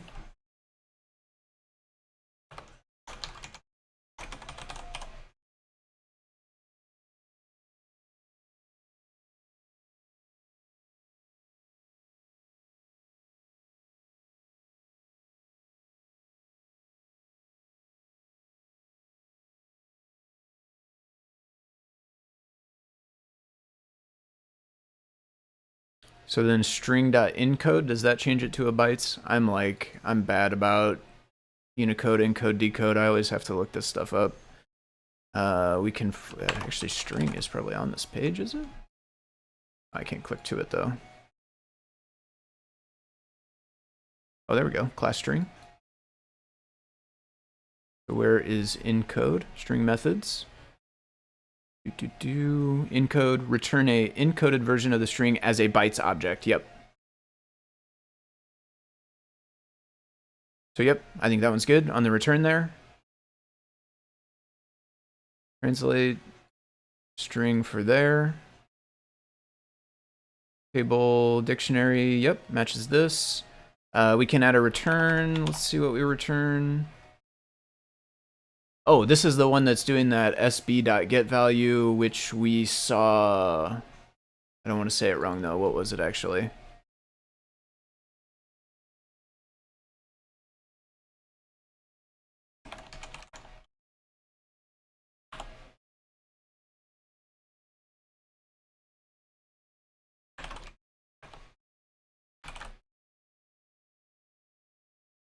String. Oh.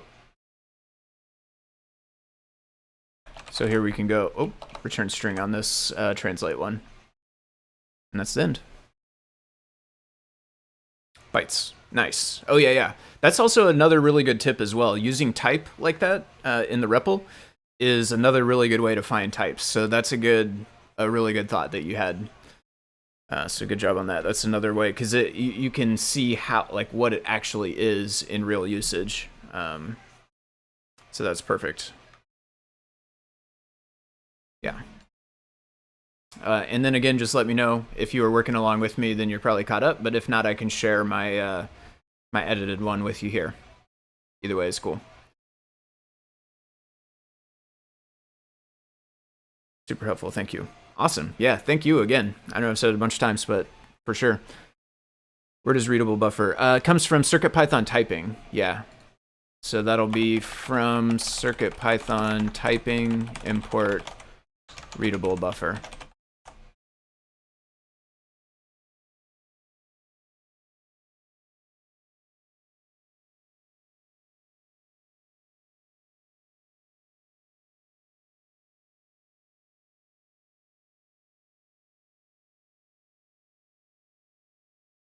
All right, let's see if we had any more in. I did it again with the browser.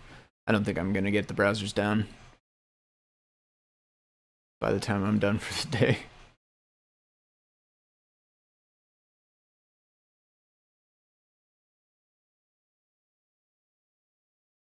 Nice.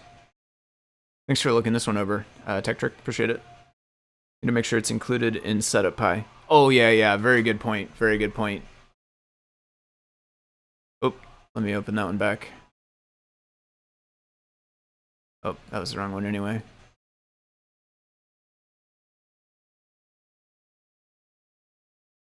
Yeah, perfect.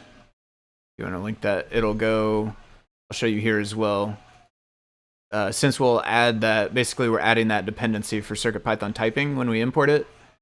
That will then get listed here inside this install requires, which is in CircuitPy, and then also here inside of requirements. Although the one in,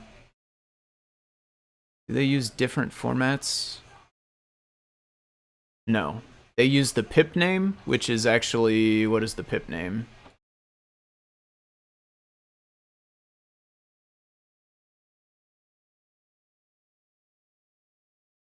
This one, lowercase Adafruit CircuitPython typing. So you'll add this lowercase Adafruit CircuitPython typing to both requirements and then to CircuitPy inside that install requires list right here. Yeah, thank you, Tetrick, for mentioning that. Whoa, that's an interesting table.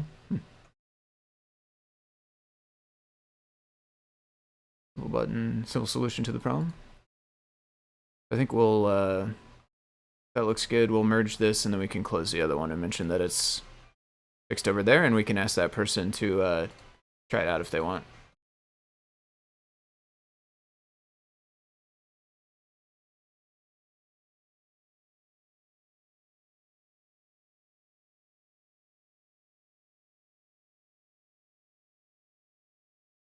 We'll go 3.10.14 because this was technically just a example update. We didn't actually change any real code. I mean, it's real code, but it's not in the library. It's in the examples instead, so.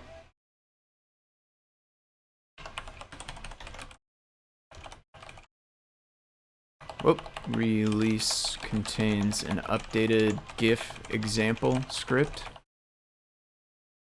You use debouncing on the buttons for previous and next image in the list.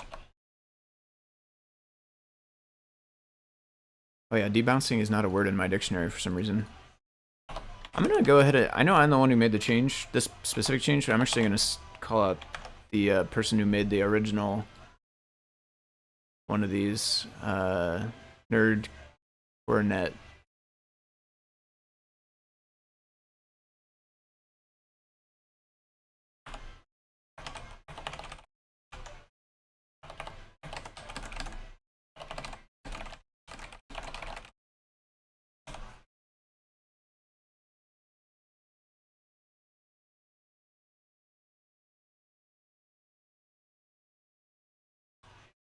So we're gonna go 3.10.14.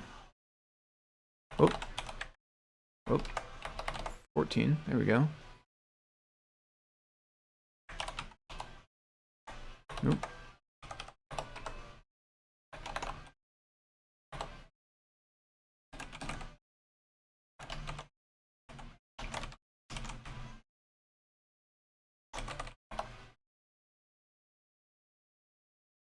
Okay, 3.10.13 is the old one, 3.10.14 is the new one. That's definitely higher.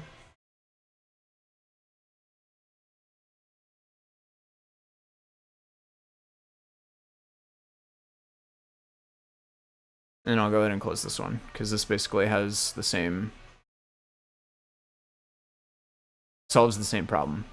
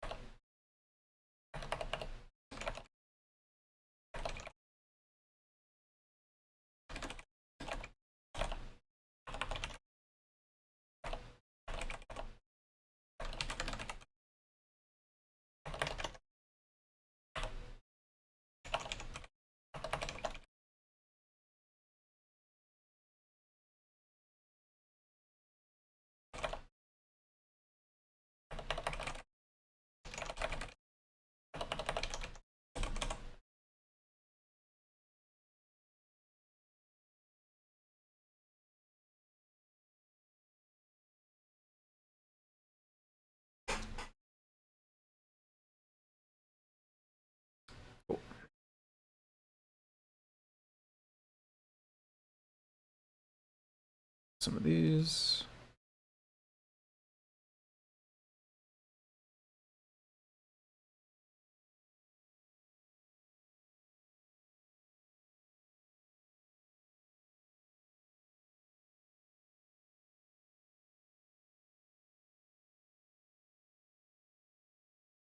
Nice. Only 1 hour ago. So it looks like we're still getting new folks coming in working on stuff. This one, do I recognize this one?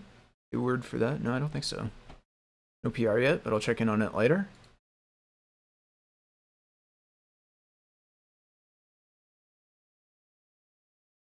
This one's merged.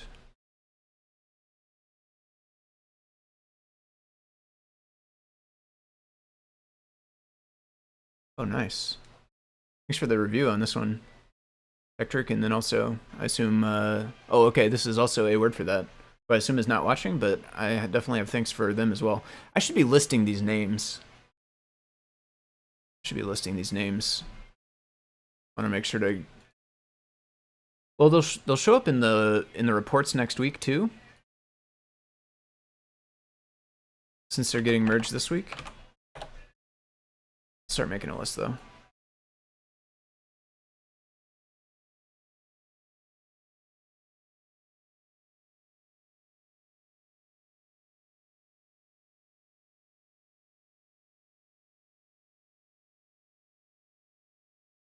What's the issue?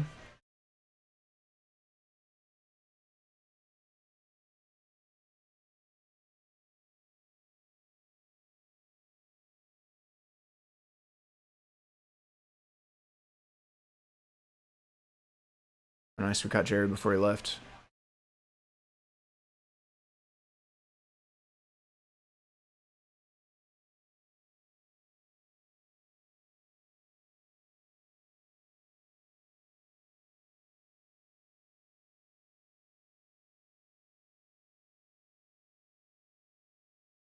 They end up adding a new commit? Not yet. Okay, I'll hold off on that until they do add the other commit to remove that.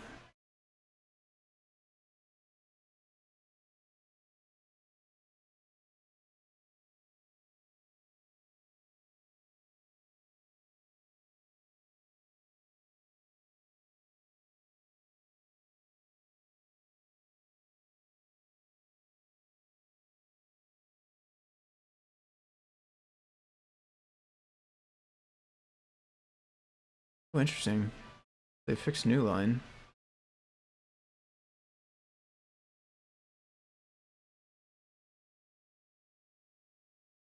Oh, I think maybe they. Oh no, okay. It removed a line in this one. I think it needs to add a line in this one, maybe. Back at the fail again one more. It says the file, does it?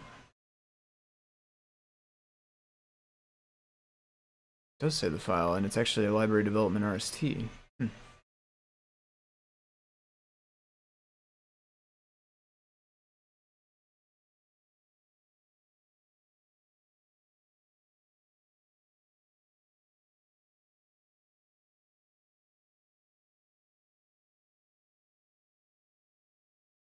Oh, this doesn't help because I can't see the end of it.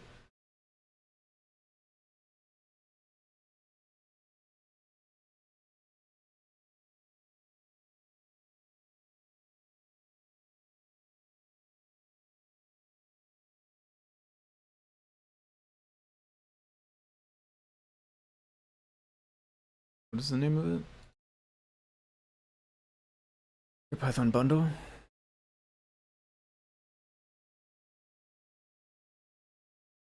Where's my open thing?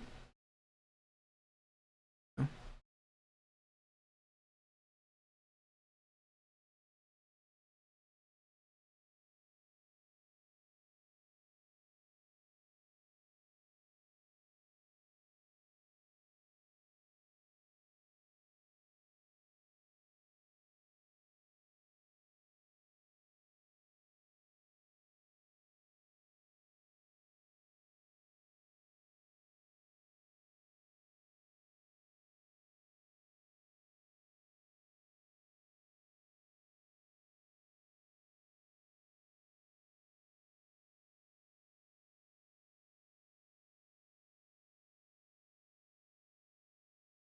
Alright, check out main updated. Probably going to take a second. I have no idea when the last time I would have updated this was, and it tends to change a fair amount.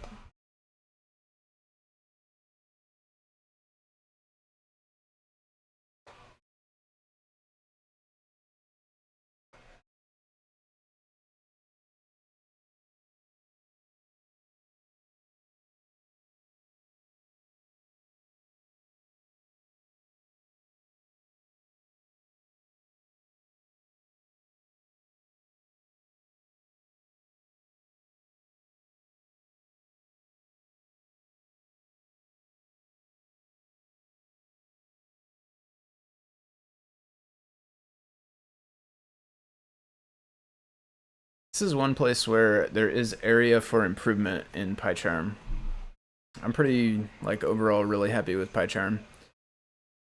But this is very black boxy. When you're updating, you're just like, we're updating. And you're like, click for more, and it's like, yeah, we're updating, you know, more. There's a progress bar that doesn't really fill in, it just kind of pulsates or whatever. So you could tell it's still working, but just doesn't really give you any feedback until it's done. But like, this is so minor. You update more frequently too, it tends to go faster. I just probably haven't updated this in a while. I tend to clone new bundles a lot more than I do keep working on the same cloned copy of it.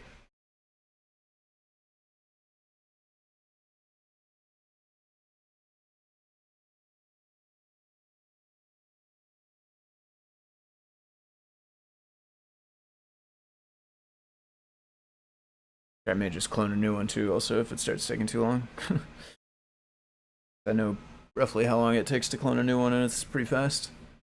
It takes more time to update all the submodules, but even that goes fairly quick, honestly, on a brand new one.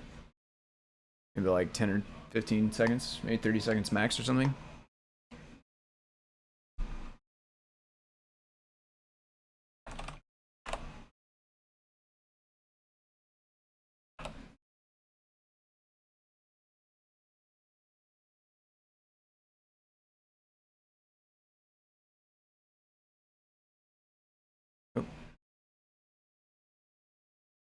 Alright, let's look some more while that's going.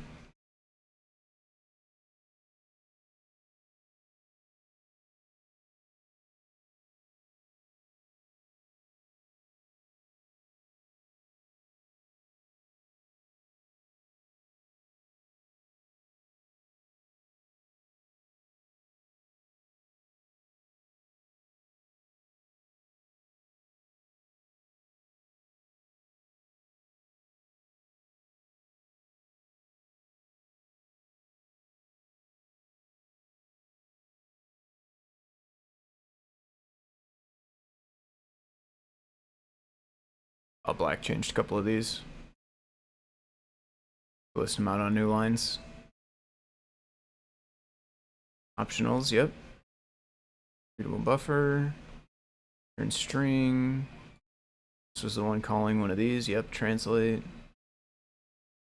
Readable buffer or string, return string.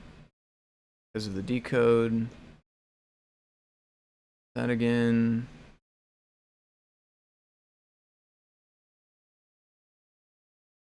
And this one was encode to get it back to bytes.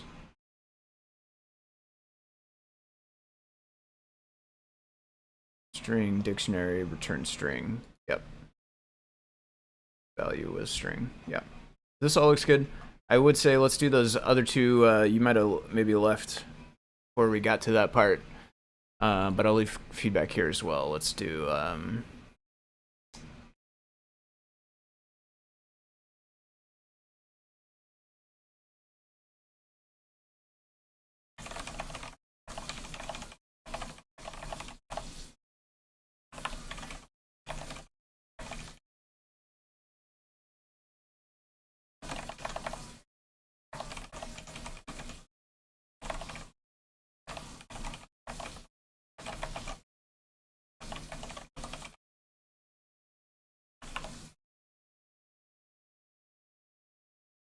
Oh, why can I not middle click this while this is open? But if I close this, then I can. Like that thing is actually on top of the whole page, not just where it shows.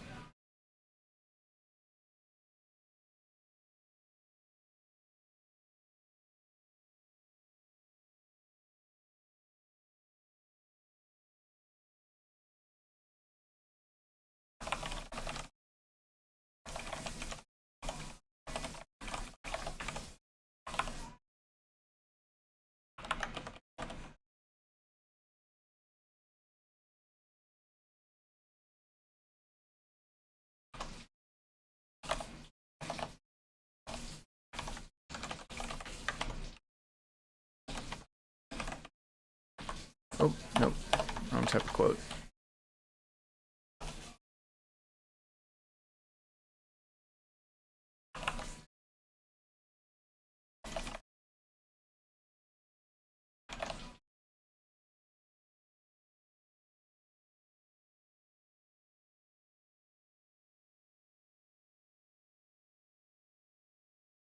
Well, there's no new line at the end of this.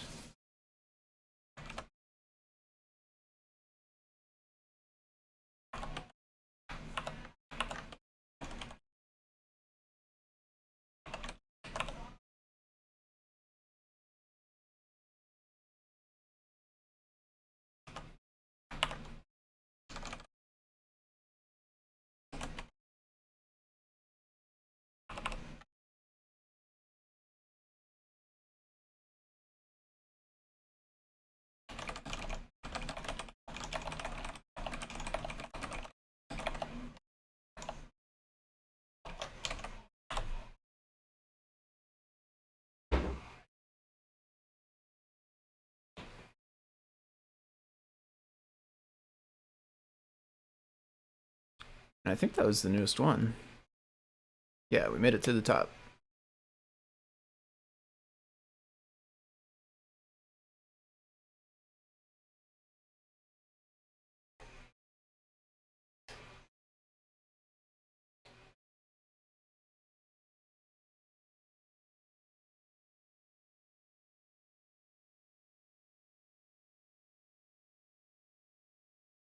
I think we're up to date now.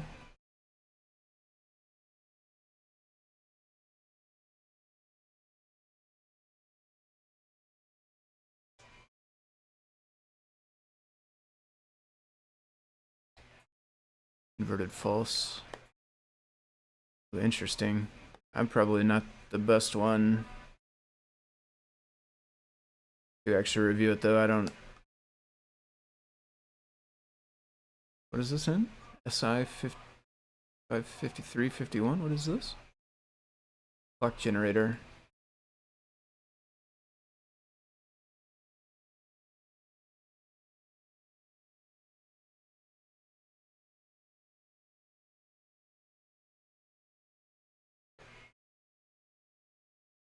Huh.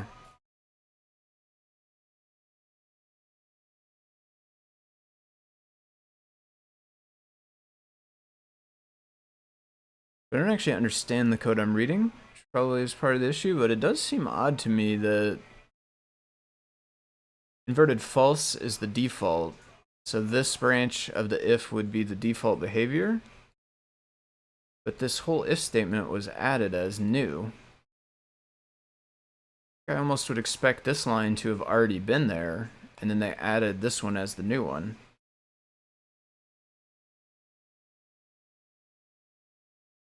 But it's possible these somehow take care of this? Not sure.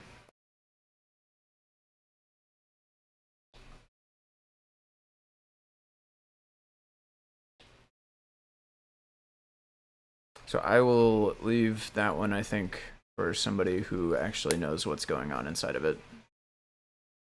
Not necessarily.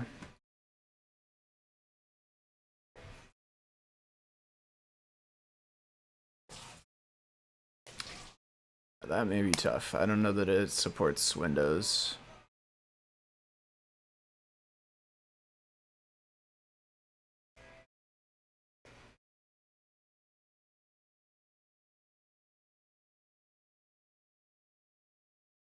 Gotcha.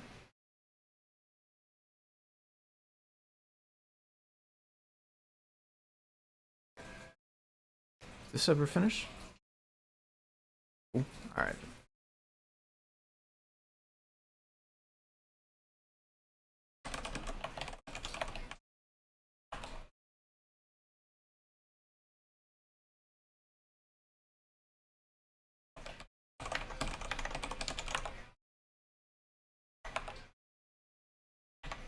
Oh my gosh. Already made another one of these.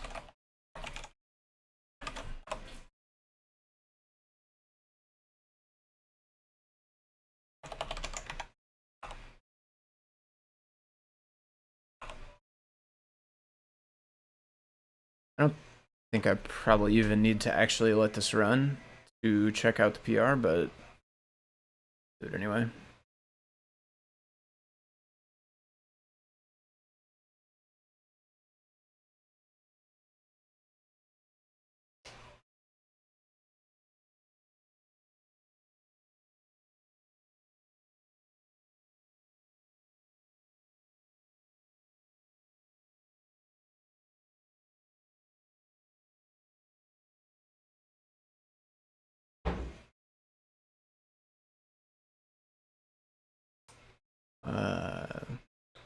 What is ESP32 firmware installer?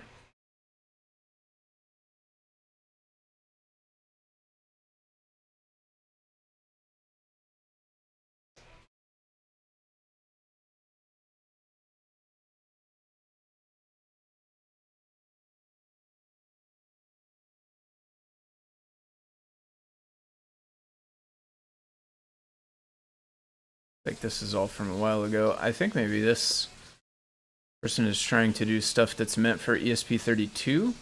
Yeah, on the S2, and those are actually different.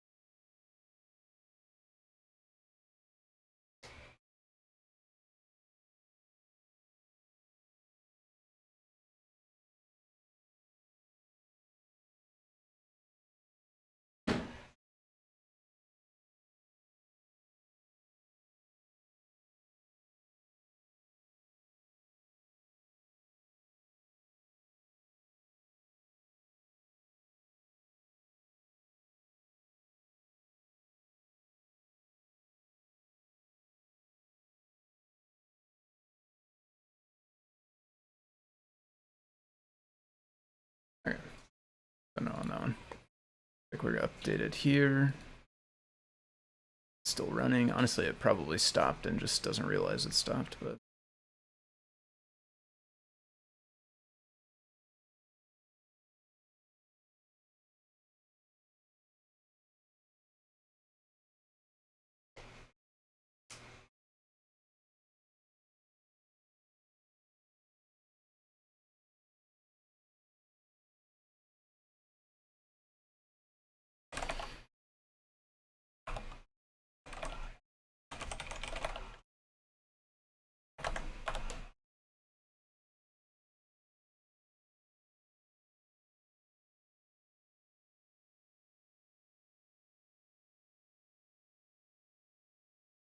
Why does this have changes?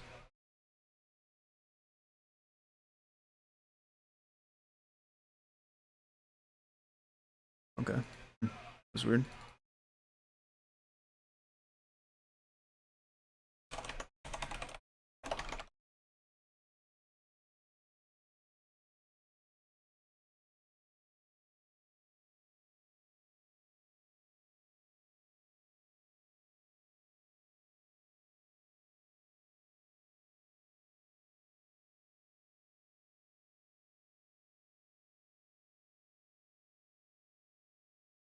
Did it again on the wrong browser.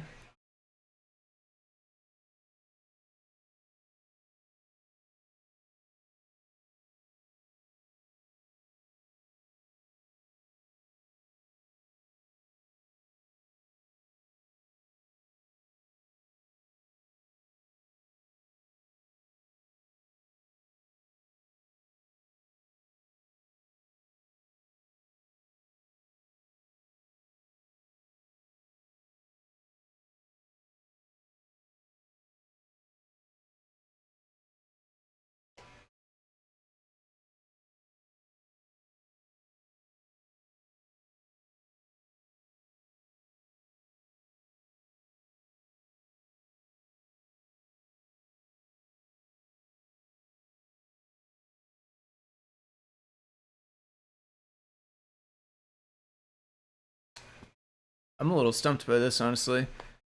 This looks like it has only one line. And then this, after I ran pre-commit, also looks like it has only one line. And this commit here looks like it removed the second of the two lines to leave it back with just one on line 20, which is how I ended up after running pre-commit. But I don't know why it still failed this time.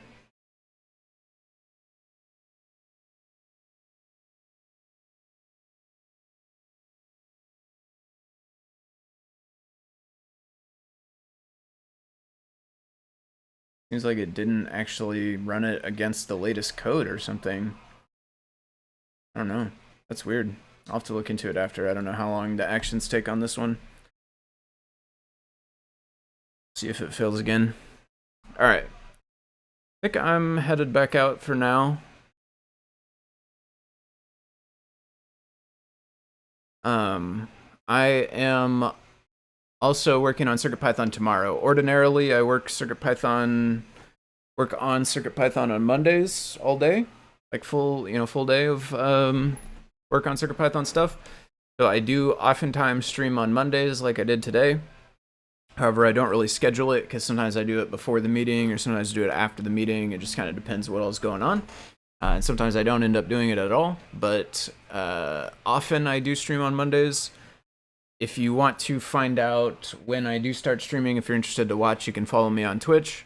That way you'll get notifications. And then because I'm also working tomorrow on CircuitPython, unlike a normal week, I actually am working Tuesday as well this week on CircuitPython because of the PyCon sprints. That way I'll be around tomorrow to help folks who are typing PRs and other stuff during the sprints. I'll probably go ahead and pop the stream on at some point tomorrow as well. So that one is out of the ordinary. I don't normally do streaming on Tuesday unless it's later at night, but I'll probably be around at some point tomorrow. Not 100% sure when. But again, if you want to get notified, you can follow me on Twitch to get that. Thank you to everybody who watched. Thank you to KT Kinsey for all of the work on types. Definitely really, really appreciate it. So happy to see folks out at PyCon getting involved. Thank you to everybody else who worked on types. There's a couple more that we saw. I'll mention this one, a word for that. I'm also going to go through and list all of these and put them in the meeting notes for next week as Hug reports. So thank you to all you folks as well. And yeah, I'll catch you all next time. Thanks.